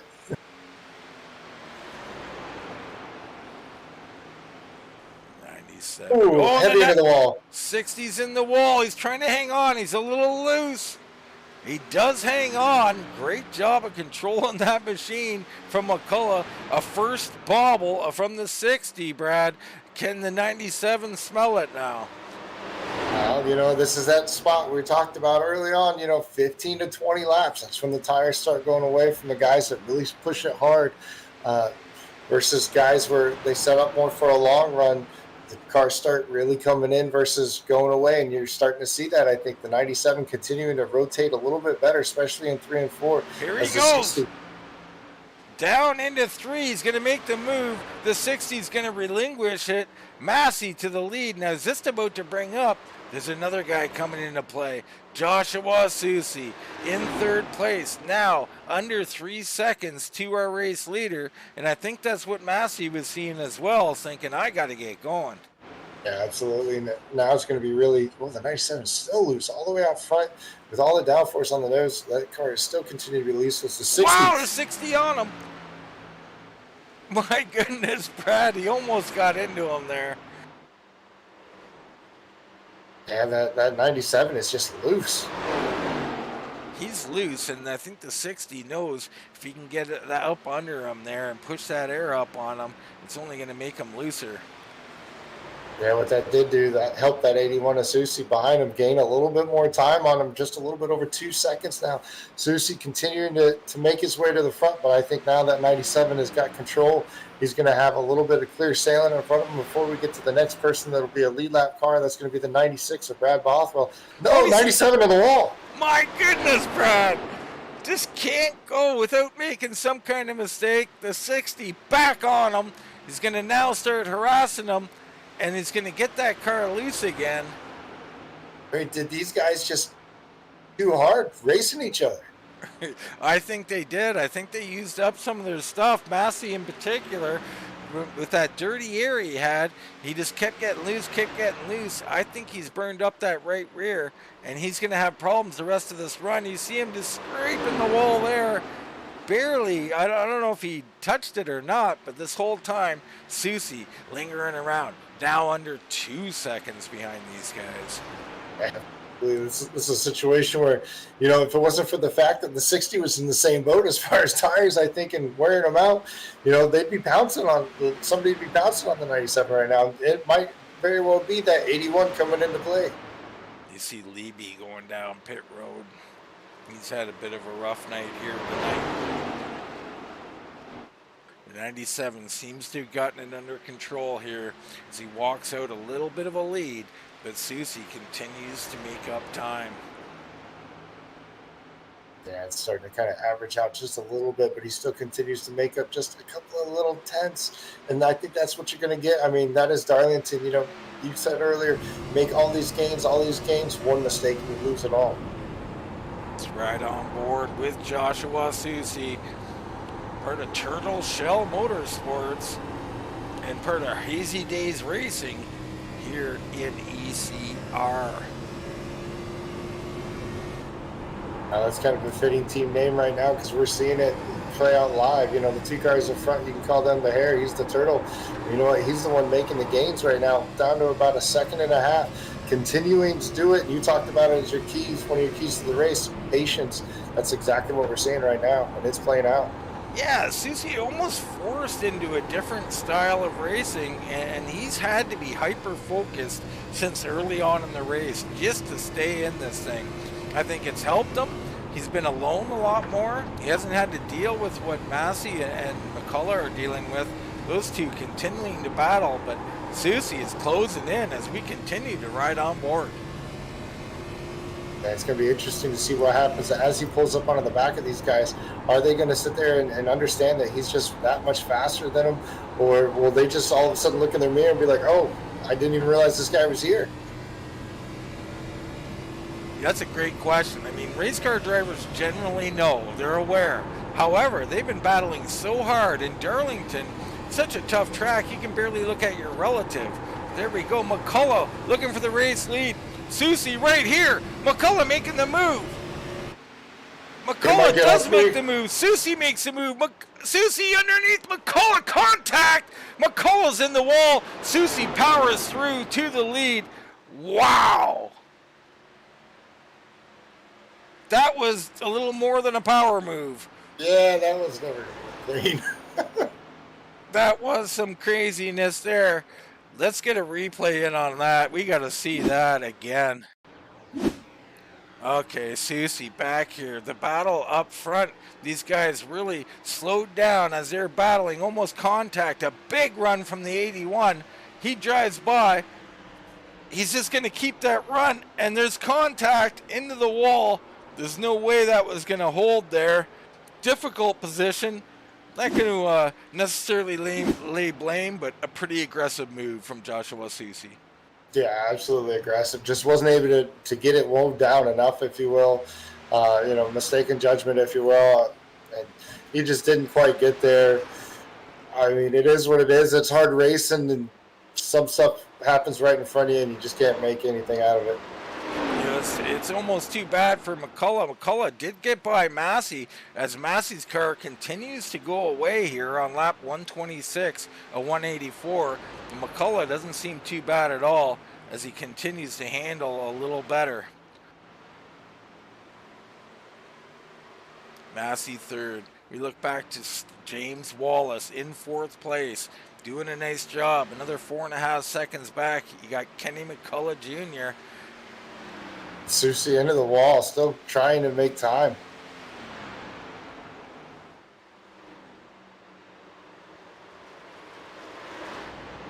Soucy holding nothing back.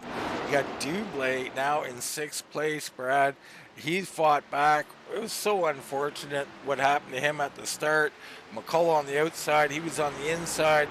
He tried to give way, but was too low, got loose, lost like 10 spots. Now back up to 6th. He's passed so many cars tonight. Is that 11?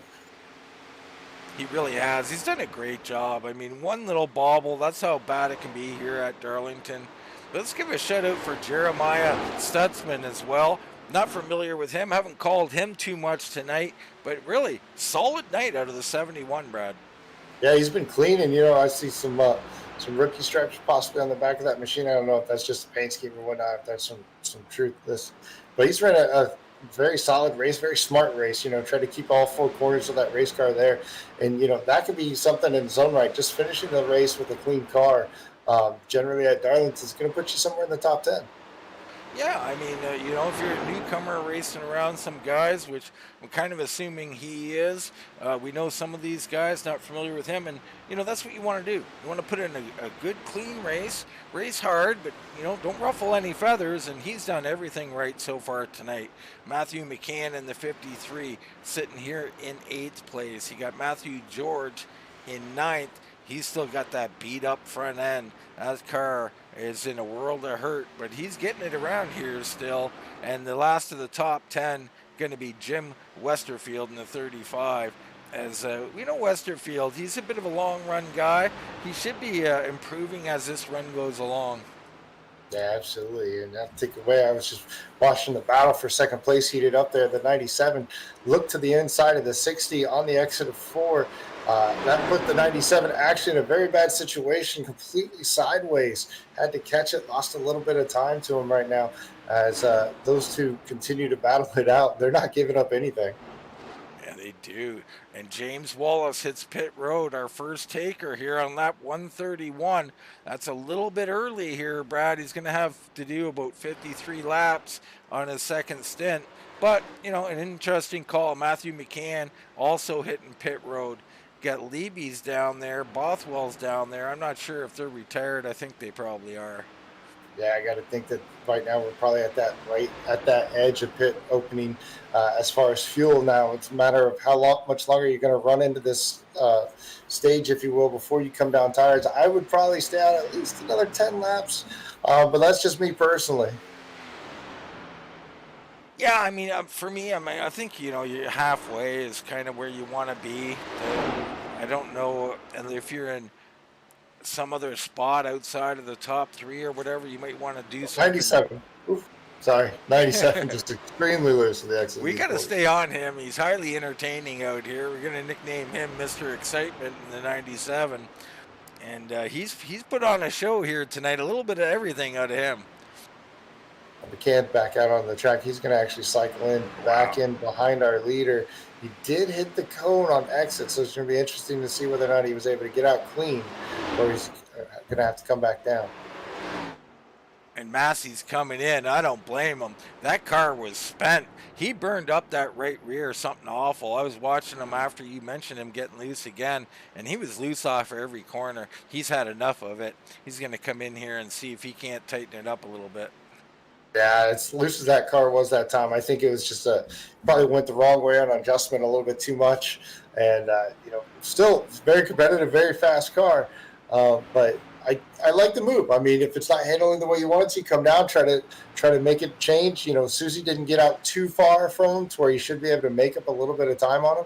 Oh, he'll make up a ton of time. Chris McCullough coming down pit road as well. He's going to cover the move by Stephen Massey. I love the move from the 60. He's got to protect second place. And, you know, Soucy might be uncatchable at this point, but covering that second place, I love what the 60s do. Oh, Soucy with a big mistake. He went to come to pit road, did not get it slowed down, had to kind of go back up the racetrack to check it up. So into pit road safely, but it definitely cost him a little bit of time.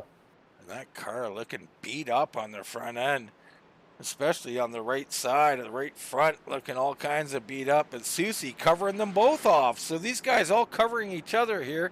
Everybody making, you know, a little bit of early pit stop. Everybody on the short pit strategy. And Soucy, I thought he was through his stall. He caught the end of it, though. Yeah, Dublazin as well. Stutzman's going to continue on the racetrack. The 03 of Kenny McCullen Jr., he's going to have the lead now. So McCullen Jr. in that 03 going to be out front for a little while.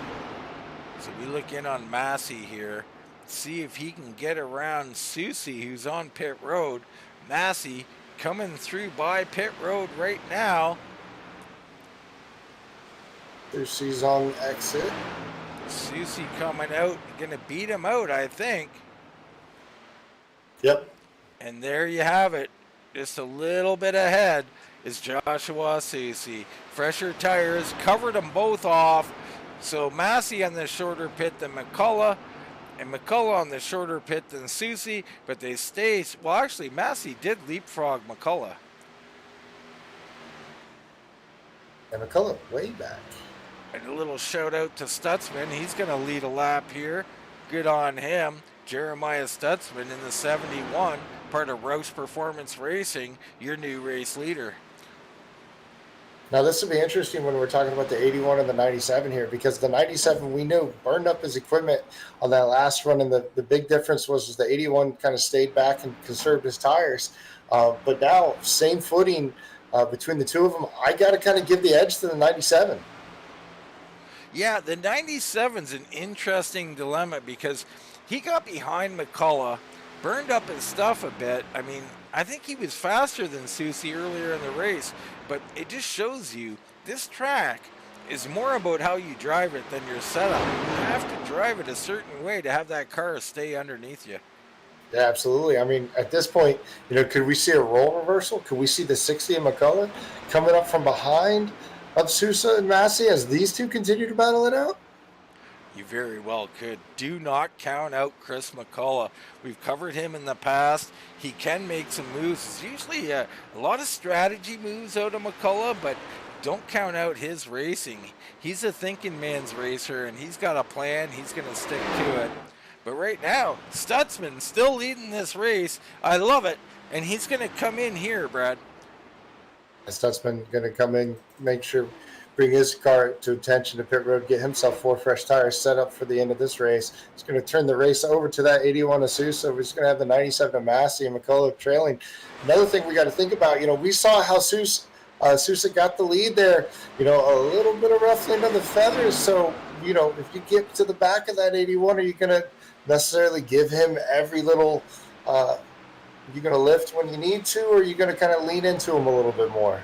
Well, I think he ruffled McCullough's feathers more than he did Massey's, but yeah, I mean, you get raced how you race others, so we'll see how that plays out, but I don't know, you have to catch him first. Soucy's starting to pull away here, opening up about a second lead. Stutzman has come in, so Jeremiah Stutzman will relinquish the lead here. What a nice job he's been doing so far, though. Yeah, really, I mean, what a nice job this entire field's done. I mean, Darlington is not exactly the easiest place to race. We do see a lot of cars with some damage on them and a lot of right side Darlington stripes, if you will. But for the most part, it's been a very good race and, highly entertaining. We've had some drama, if you will. We've had some pit issues. We've had some hard racing, and we've had some hurt feelings, which is exactly what you always see here at Darlington. So a couple of things from Anthony Thitchener here, league owner. The registered trademark logo after a driver's name represents rookies, so we do have a few rookies in, and it's their first season with ECR on iRacing. So you got guys like Chris McCullough, James Wallace, Brian Dublé, John Mankowski, and Jeremiah Stutzman, and Ryan Hedrick are all considered rookies here at ECR. Sounds like rookies have had a pretty good season here. Some of these rookies coming into this race, obviously being into the chase format, if you will, into these playoffs. So good set of rookies. Seems like that there's going to be a bright future for the series with up-and-coming drivers. Yeah, definitely. I mean, the first thing you want to do building the league is have quality drivers, and I think they've done that. The quantity of drivers is another issue, but you don't want a quantity over quality, and they've got quality guys here, Brad. Yeah, they really do. Right now our leader, though, Joshua Soucy, is starting to pull away a little bit. He's put himself about a 2-second gap over Stephen Massey. Then you go about a 1.5 seconds further back to McCullough in that 60. And then you got James Wallace. He's going to be currently in our 4th position. 5th is going to be the 53 of Matthew McCann. He's going to be about 17 seconds back. So those guys currently are top 5 on the racetrack. Stutzman, he's lost a ton of time. He's going to come underneath the 53, but he's a lap behind him. So Stutzman, with that late pit stop, he's got a ton of work to do to come through the field here. He's back in 12th now. Look for him to work his way into the top 10 before this is over.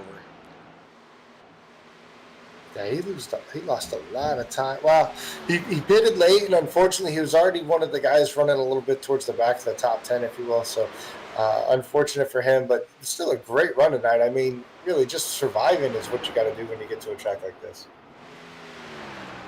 Speaking of surviving, Matthew George surviving with that damaged front end in 8th place here. He's holding on, Brad. Oh, man, that hood's holding on. I've been watching that thing all night, just coming through here without that front end, doing a fabulous job. He looks at it and he's like, what about aerodynamics? We don't worry about aerodynamics around here. And it's continuing to work for him, though. See Mankowski back here in 10th place. Joshua Johnson recovering here, now in 11th. So the 57, he had some early troubles, and he's made a nice little recovery here. and doing exactly what he needs to do. I mean, especially when it comes to trying to do anything in the point system, if you will. Let me see. He came into this race seventh, tied for seventh, if you will, tied for sixth, if you will, coming into the points. He was tied actually with Figueroa, so he's doing everything he needs to do to try to stay up there, and looks like he's actually going to gain a little bit on Figueroa as it stands right now. But there'll be some shakeups tonight with the points. Definitely will be, and he's driving one of our sponsorships on his car there. That's Driving Clad. Go check them out. Links are in the description. And very, very sharp-looking car, Brad.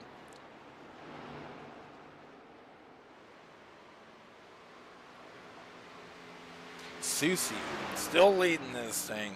Now opening up almost 4-second lead over Stephen Massey. Chris McCullough, another couple of seconds back. Wallace in fourth, and Kenny McCullough Jr. in fifth position. 97 into the wall off the exit of 4 there again. So that 97 is still not what he was early in this race. You know, very fast race car, but the handling just goes away after he gets some laps on those tires, where just pushing the edge so far to try to get every bit of lap time he can to try to pull back that 81. Yeah, it's been an eventful night for the 97. And, you know, it's Darlington, Brad. So, I mean, if you're not hitting the wall, you're probably not driving hard enough. I mean, everybody earns their Darlington stripe around here. You look up at Soucy's car, it's all bent up. Massey's all bent up. Really, Chris McCullough, he did catch the wall. I mean, we'll try and get a look and see if he's got any damage on that far side. Maybe a little hair. It looks pretty clean to me, though. Yeah, pretty clean for the most part. And, you know, this is what you got to do if you want to win a championship. You got to go through the adversity. And, you know, we've seen it plenty tonight. You know, you talked about it with the 81 getting a lot of damage early on, getting caught up in a bad situation, you know, from a bad qualifying. The 97, bad pit stop, went several laps down. So McCullough just working his way through, just methodically doing everything he needs to do. And that's exactly what you want to do if you're going to be able to try to win a championship at the end of this thing. You know, it's not about just dominating the races. It's about how well you race on an off night. Just looking in on our last lap times, you see Stutzman, our fastest man on the track. Looks like Westerfield's one of the faster ones. Of course, Soucy, Massey, and McCullough doing a nice job. Wallace fitting in there in the middle of those guys somewhere. Actually, second fastest is James Wallace down in fourth place. So James Wallace having a nice run. Yeah, he's actually starting to make up a little bit of time on McCullough. McCullough fall back to a little bit over 8 seconds. Wallace another couple of seconds back, but he is starting to gain on the 60 of McCullough as both McCullough and Massey continuing to fall off. Stutzman just put down a sub-30 lap, so he's flying on those newer tires, and we'll see if he can make up time. He's up to 11th position now. He's got a ways to go, though, to catch Mankowski or Westerfield. Yeah, he's about, call it 12 and a half, 13 seconds from our leader of Soucy to be able to get himself onto the lap, even as Mankowski and Westerfield. Up front, Soucy starting to walk away. Now up 6 seconds on the field. He's just got to keep this car pointed the right way, and he's still riding the wall. Yeah, you really can't take your eye off anything right now. We saw him starting to come up on some lap traffic. You got to think he was starting to, you know, position himself as where he wants to be able to try to get by these guys. And, you know, that single little bit of lapse in judgment all of a sudden could put you into the wall and really take everything away from you, as we see him closing in on the back of the 53 right now. Yeah, that's Matthew McCann. He is the last car on the lead lap, currently in 7th position. So he's got to be careful here. McCann does move over. Good patience from Soucy. He'll get that spot. Great job by both of those guys. Yeah, he's got to be really careful though. I mean, you pull up right on the back of that machine, right there at that exit of the corner. Even if the guy wants to get out of your way, sometimes the back end can get really light and unload. And what it ultimately does is it turns right. It puts you into the outside, and he could be right there. So he's got to be very careful on where he picks his spots as far as getting around these guys. Yeah, he absolutely does.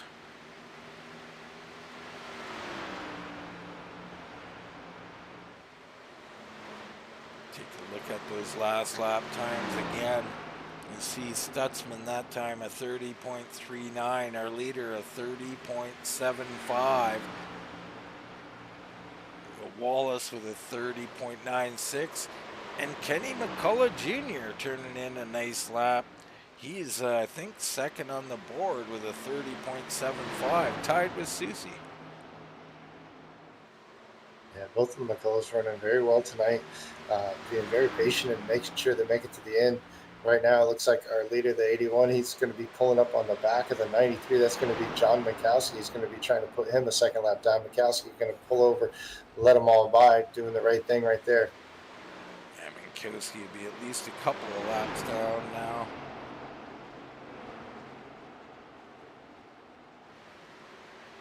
As next up on the board is going to be Dublé.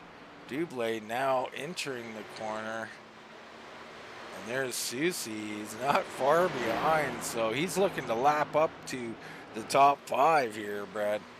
And Dublé was having a great night tonight. You know, unfortunately, we saw that last restart bobbled, essentially got out of control, went from basically leading the field to shotgun on the field. He's made a good recovery as far as making up positions on the track, but ultimately, you know, probably burnt up his equipment trying to get through it. But, you know, a top 5 finish, which is a possibility, top 6, if you will, right now. I think he'll be, you know, happy with the bounce back, if you will.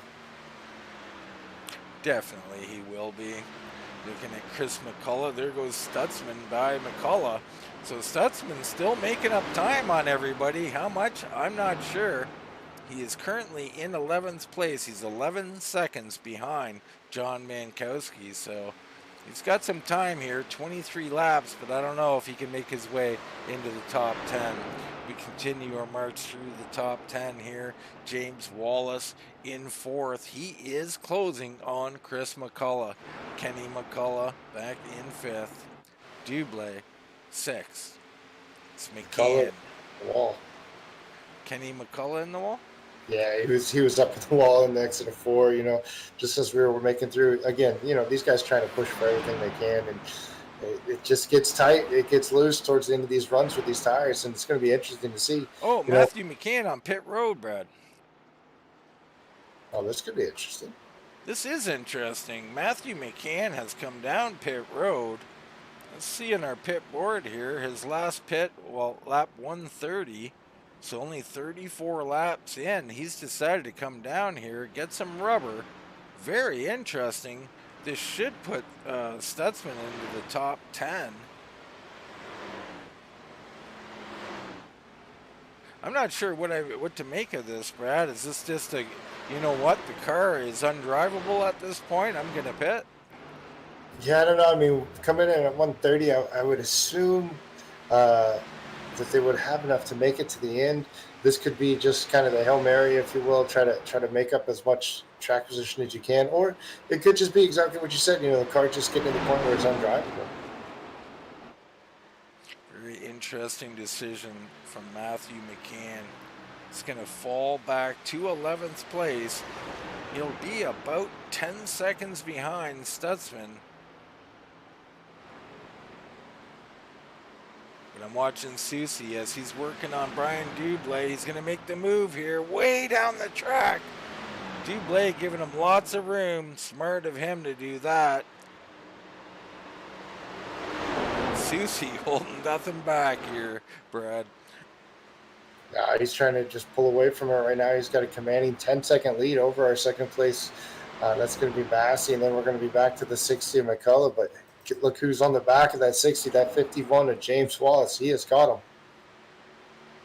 Yeah, James Wallace doing a nice job here tonight. Let's ride on board with James Wallace, see if he can get a run here and make a move.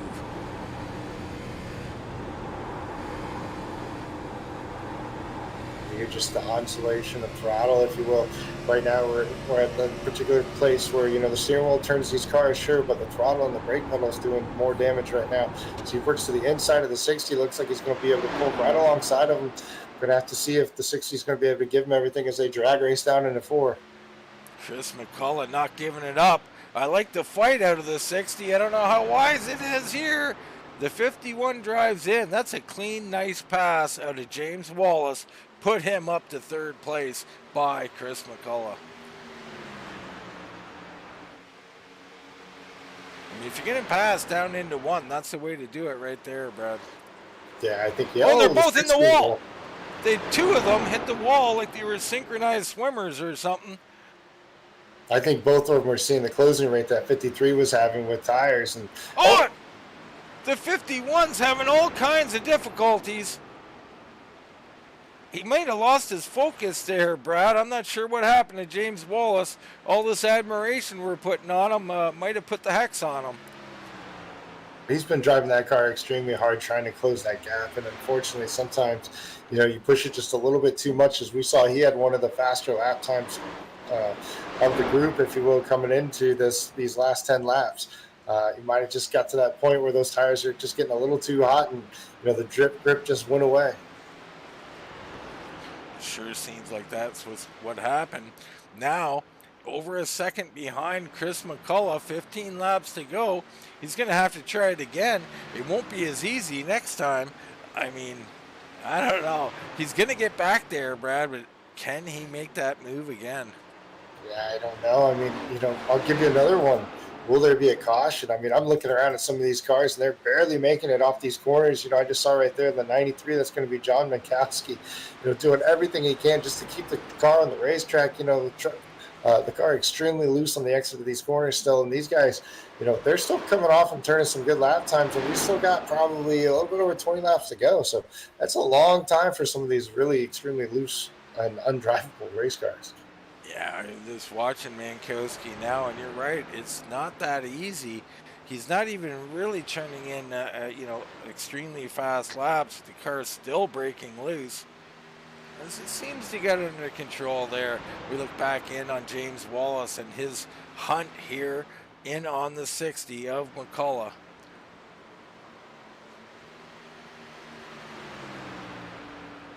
I'm going to close my eyes. I don't know what's... I see 2 cars going into a corner. I'm just hoping 2 come out. Close your eyes. Hope for the best. He's getting a run here through the corner as we're riding on board James Wallace. Yeah, it's just like you said earlier. The closer he gets, the more the front end of that car loses the grip, if you will. And that's exactly what he's going to have to deal with. And he's going to have to set it up to where, he doesn't necessarily need that and just be where he's not to be able to have the downforce. He needs to make this pass happen. This is an incredibly tough pass here. I like doing the pass here in 3 and 4 versus 1 and 2. 1 and 2 is so difficult.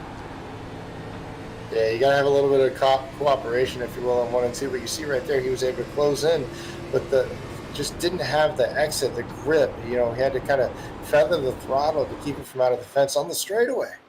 Well, we've seen McCullough do this to Massey for about 20 laps. So can he do it here? We're on 10 to go.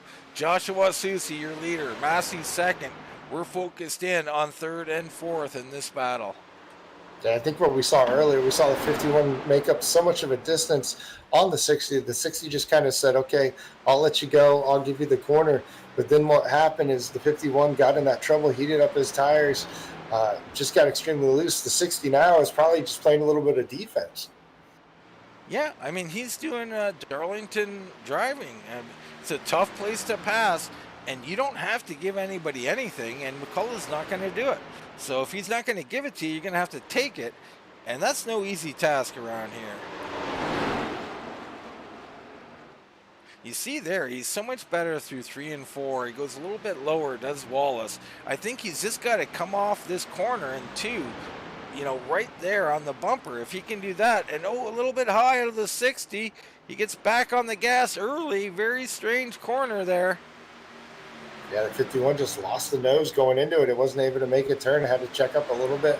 Also had the 60 right in front of him. Otherwise, I think that would have been exactly what he needed to close the gap to really be there. You see it right here, all the way on the back of it. Going to try to turn under him. The grip's just not there. Well, McCullough really giving him no room there. Kind of cut down the track, pushed the 51 down onto the apron. So McCullough's really fighting here. I love the fight out of the 60. The 51's, you know, he's going to have patience here. James Wallace, rookie, I mean, as is Chris McCullough. These guys got to keep it together. 7 laps. You don't want to throw away this great finish. Oh, McCullough in the wall right there. That's going to cost him a little bit on exit. And he still, that 60 car gets off the corners so well, makes him incredibly hard to pass. Yeah, the 51 just gets a little bit like a 4-wheel slide, if you will, on the exit of these corners, especially on 3 and 4. He gets through the corners so well, and he rotates through in the center. He just has to back up that corner and, you know, go in a little bit higher and set up to try to have a very straight exit to try to get the power all the way down.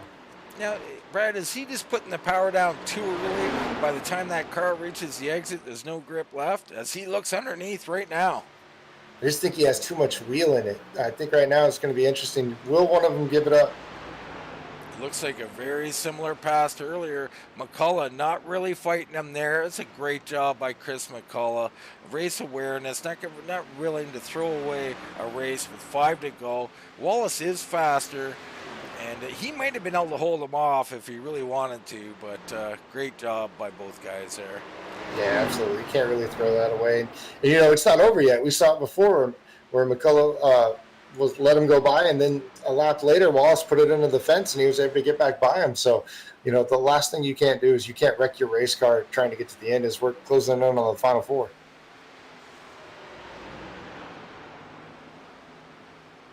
And we got Kevin Mass out there rooting on Stephen Massey. Stephen Massey currently in 2nd place, now 20 seconds back. He's had a heck of a great race. He really has. Soucy just a little too strong here tonight. And of course, Massey made that mistake at one point. 40-second penalty cost him a lot.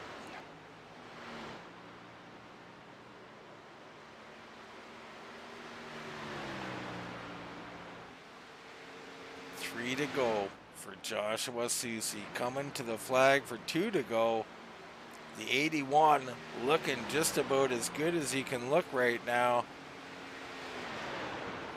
This is where it gets very interesting, because you can sit there and you can say, oh, you know, he's coming up on a lap car. Do you even try to get by him? Do you slow down even more? Do you take a couple more seconds off your time to ensure that you get there? The problem with that is you don't know what it's like going into a corner 3-4 mile an hour slower. Do you not have the grip all of a sudden from the downforce of going slower? You know, what sounds like so easy to do, sometimes it just doesn't work out because you haven't done it all night.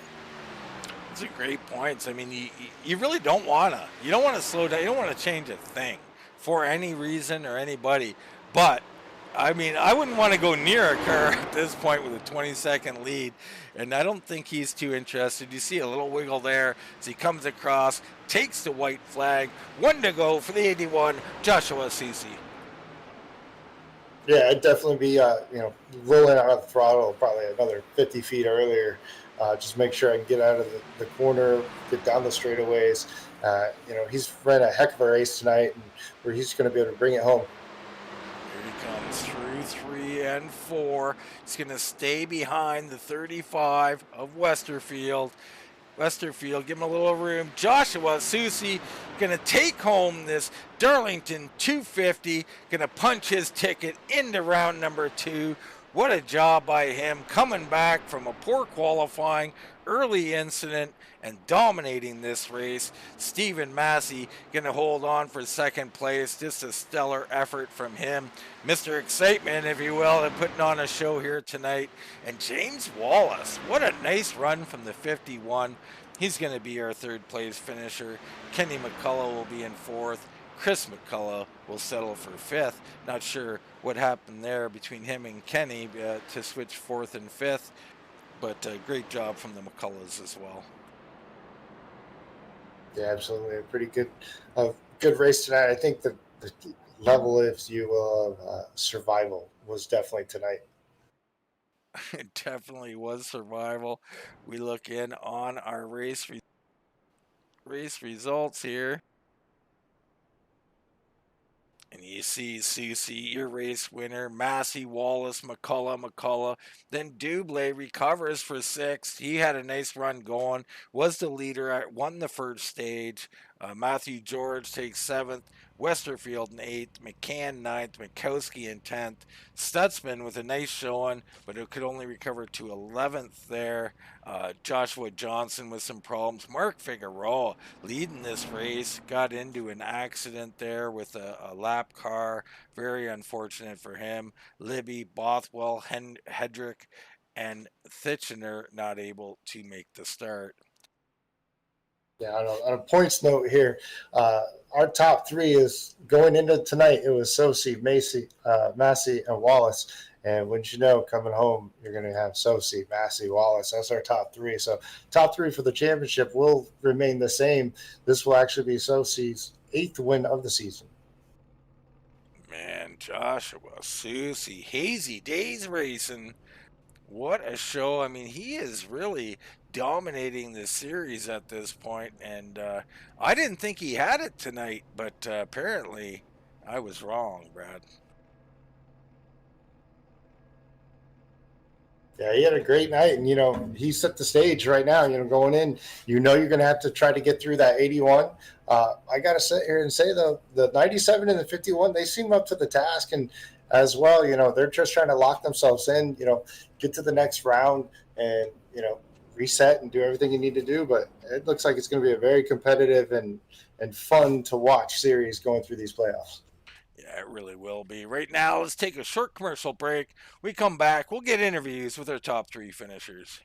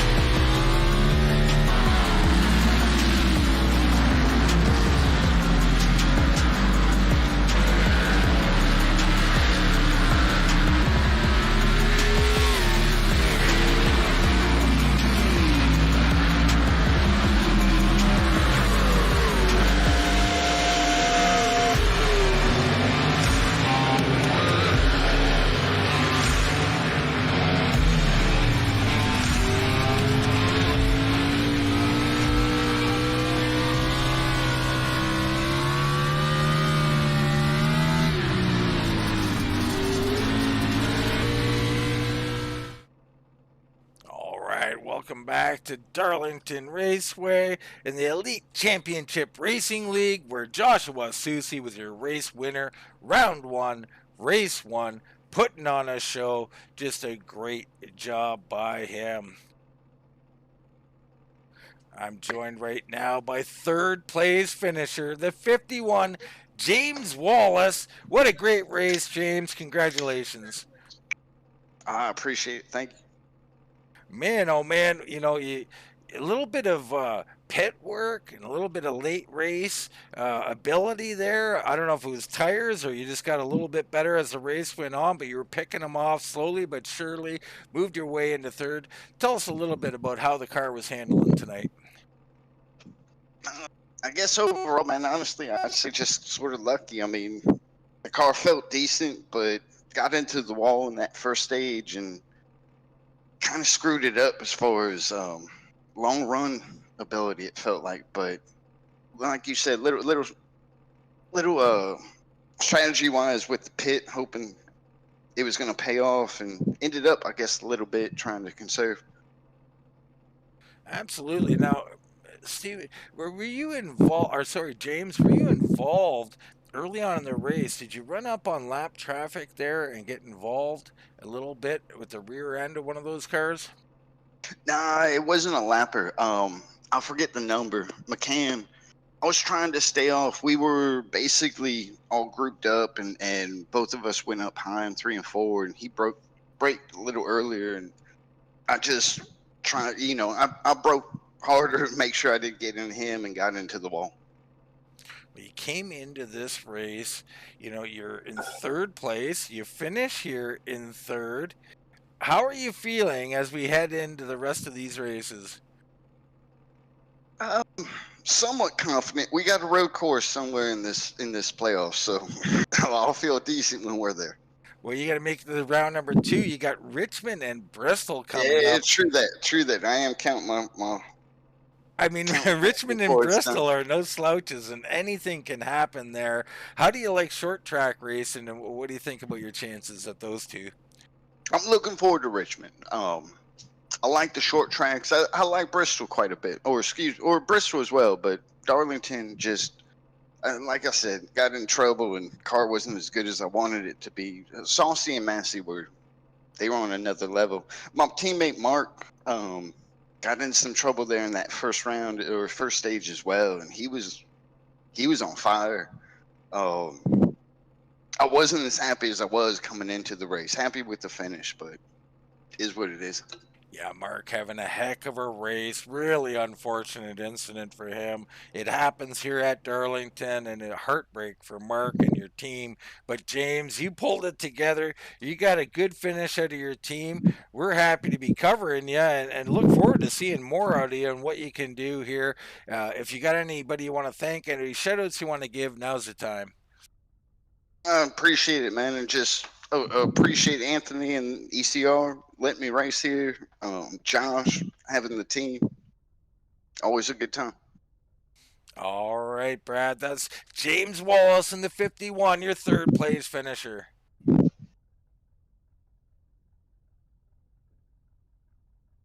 All right, team. Thank you very much. Right now, I'm standing by with our second place finisher. That's going to be the 97. That's going to be Stephen Massey. Stephen, you came in here with off back-to-back wins in this series. Being Michigan and Daytona Oval coming in here. Put that thing on the pole. You got to sit there and think that coming into this, you had everything and all the momentum. Talk us through how the start of this race went for you. Yeah, man. Once I put it on the pole, I was like, all right. We're gonna try to go for 3 in a row here. Felt like I had a good piece. Sorry, my daughter. Started the race off good. I think the car ran really good. Daytime I was a little free center off, but I was like, maybe that'll tighten up as it goes. So I didn't touch it. And I don't know if it was the damage on the right front or something, but as soon as that sun went down, I couldn't drive that thing anymore. Like, I was able to ride behind Kenny there for a while, and I thought that was pretty fun. But once I got in front of him, that thing just wanted to come around on me. So, yeah, and we'd be remiss to not mention it.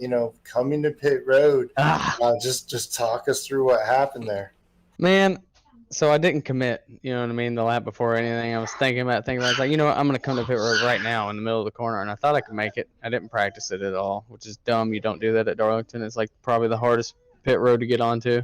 So I'm trying to do it, and I'm like, let me lock it down. Let me see if I can get it. And then I turn in. I'm like, what did you just do? You should have just went around. Like, you're past the cone. And it was a 40-second hold after the pit stop. So I was sitting on pit road for 53 seconds under green flag.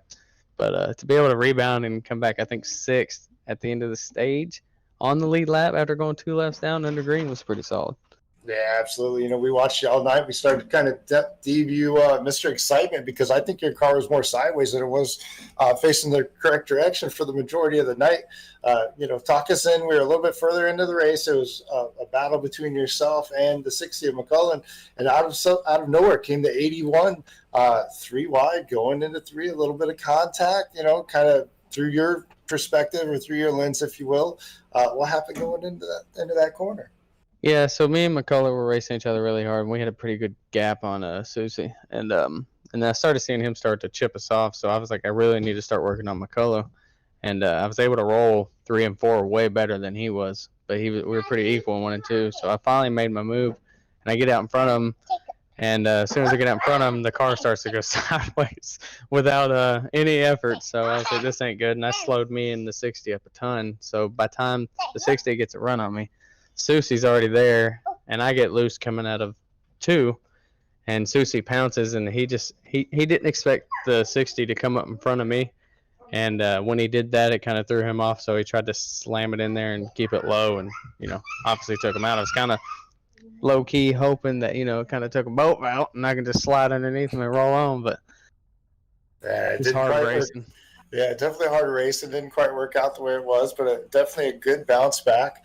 Looks like next week we're going to be, I believe, coming into Richmond. I believe you finished 3rd there earlier in the season. What do you think your chances are? Probably finish 3rd again. I'm not very good at short tracks. I'm going to actually practice really hard for this one and see if I can get that dialed in. I can't stand losing a race the way that I did today. Like, I'm going to be extra motivated to get whooped like I did. I'm not happy with that. And this HMF guys will be on top of it for next week. All right, sounds good. We're going to be looking forward to broadcasting that and keeping an eye on you throughout the rest of this playoffs. If you want to give anybody a shout out or some thanks, now's the time. I just shout out to the ECR League and shout out to you guys. Full Throttle, correct, for broadcasting? Yes, sir. Full Throttle TV every week. We're going to be here for the remainder of these playoffs. Congratulations again on a 2nd place finish. That's going to be Stephen Massey for Haters Make Us Famous Racing. Dean, I believe you're standing by with our race winner tonight. Yeah, I got the 81 Joshua Soucy winner here at Darlington in the 250. Congratulations, Joshua. Hey, how about that, man? Good to hear from you again and talk to you in victory lane one more time. Man, oh man, what a race. You had a lot to deal with. Let's start with that qualifying. What happened there? I just barely nicked the wall out of 4 on my first lap. I would have slotted P2, and then I guess that kind of frustrated me going into 1, and I went up and barely nicked the wall in the middle of 1 and 2 on my second lap. You've got to be kidding me. What a bad way to start this race. Man, oh man, that's Darlington for you. But then you have those slight little errors, if you will, and they put you in track position in a bad place. Don't want to be there here at Darlington early. And of course, it bites you. Man, early damage. You had to be really concerned about the future of your car. I honestly thought I was going to blow up. I mean, I had 50 seconds of damage, but the problem was it was all to the nose. And I lost 13 on my RPM, which isn't horrible, but I mean, that's going to hurt you on the straightaway. And I was more worried about the motor popping that whole next part of the run until I pit under green. I just had to maintain the oil temperature. I got red a couple times, and I was just praying for a caution, and then I threw a Hail Mary and come down and took no tires. I was able to stay on the lead lap, and that was my first indication that I might have had something decent where the car was really good on the long run. Yeah, well, we covered a lot of that. You're out there leading. We thought it was a great move by you, even if you were mainly hoping for a caution. It gave you a little bit of a chance, gave you some of that position back, kept you on the lead lap, even though you had to make that last minute, gassing go there. Can't really remember how it played out now. There was a caution very late to end that stage, but I mean, kept you up there, kept you fighting, and boy, oh boy, once you got up there, let's talk about the power move. My goodness, Josh, 2 for 1 special down into 1. Yeah, I mean, first, I want to say about that situation, I'm sorry to Chris. I had no intention of coming up and bumping him, and I think that kind of shot him up into the wall, so that hurt him for the rest of the race and may have taken away any chance he had at the win. So I want to apologize for that. I tried to explain that to him over the radio, and obviously, he's kind of heated in the situation, so he took it for what it was, and I'll try to talk to him again after this. But yeah, I mean, I got to 3rd somehow, and I was like, well, I guess maybe I can settle in here. And then all of a sudden, I just started chipping away a 10th or so a lap, and I figured Massey might have been just hanging back and playing games. And once I got up to, I think, about a second and a half behind the 2 leaders, he took off, and I was like, yeah, okay, so maybe I can get 2nd place. And then Massey got out front, and he said his car was just horrible out front. He was way too loose, and I was like, okay, so maybe I do have a chance. And they had a big checkup out of 2, and I took it to the bottom. I was just going to follow Chris through, try to get around Massey, and then Chris moved up in front of him going into 3, and that kind of caught me off guard, and I threw it in there a little deeper than I should have, and I slid up and I hit him, and I hate that for him and his guys, but I was able to keep soldiering on, and it played out pretty good Yeah, for me. well, it can happen here at Darlington. I mean, I think Massey was talking a little bit about it, or maybe it was James. I'm not sure, but the the point that you went to go by one guy with a run, but then McCullough moved up the track and you were kind of open, and I think it kind of surprised you. Slash, you weren't sure exactly. Coming down to one that close into corner number 1, any uncertainty there. Boy, oh boy, that is a dangerous, dangerous situation. You guys both handled it well. But let's move on from that, Joshua. You head out there. You're thinking maybe Massey has a good car, or maybe McCullough, maybe Wallace, whoever. And all of a sudden, you're starting to open up a gap, and you must be almost, with a little bit of damage you had and everything, it must have surprised you quite a bit. Yeah, I was really surprised. I actually joked to my teammate Matthew George, shout out to him. Once I was able to pit after the stage and get all my damage fixed, and then I sped on pit road like an idiot, so I had to start all the way at the back. And I was like, man, what would be really wild is if I could take this damaged car and come up through the field and win the race. And he says, yeah, that'd be pretty funny. I really didn't expect that to happen. And I thought for sure when we had that caution there under green, Massey was going to take a big swing at his car and tighten it up. And I was really going to have to deal with him. And then Chris, he pit the lap before me and Massey 2 laps before me. So I figured they probably were going to both leapfrog me, but somehow I was able to come out just ahead of Steven, and I was like, well, he's going to stick to my bumper here and wait for me to mess up, but I don't know if he didn't adjust correctly or enough, and uh, he started fading, and then I was just like, okay, I got to be smooth, I got to be patient here, and I know this car's really good in the long run. I just got to hit my marks, and I pray I don't see a caution. Man, you did everything right. I mean, you made some mistakes there, but you made those corrections. And speaking of corrections, Joshua, I want to give you a chance to say your last name for us. Make sure I've been saying Soucy. I know you corrected me in the past. I want to make sure we got it right.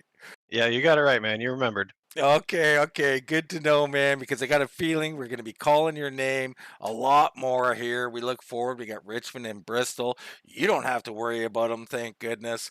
But you're into the second round. Congrats on just a fantastic job here tonight. The 81 back in victory lane. The floor is yours, brother. Yeah, absolutely, man. I mean, I'm not going to back down. It's all about getting all those bonus points and playoff points you can get. I kind of felt like Carl Larson coming into this race having so many playoff points, but I don't want to rest on that. I want to act like I don't have any. So I'm not going to back down the aggression and the hard work. And I think I'm batting 1,000 this year so far in short track, so I got that to keep up too.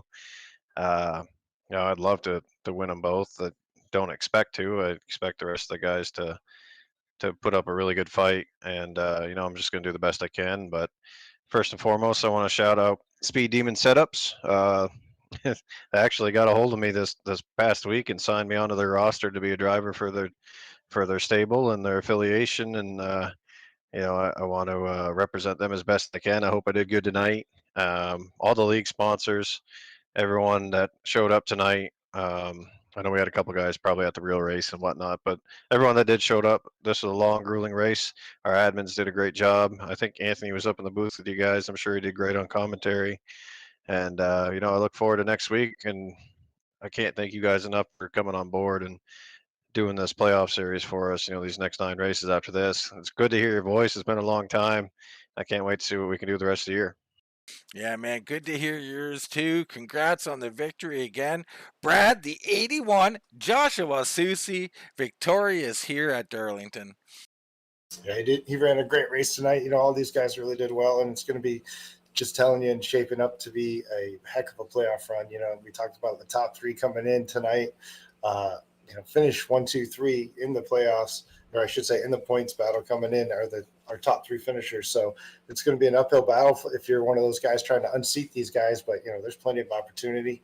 Richmond, Bristol. We heard a road course. You know, it's going to be very interesting and put everybody to the test.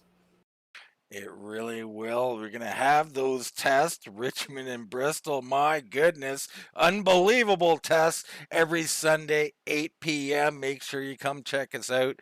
We're on the air tomorrow night. We got Wednesday, we got Thursday, Saturday, Sundays. We're on all the time.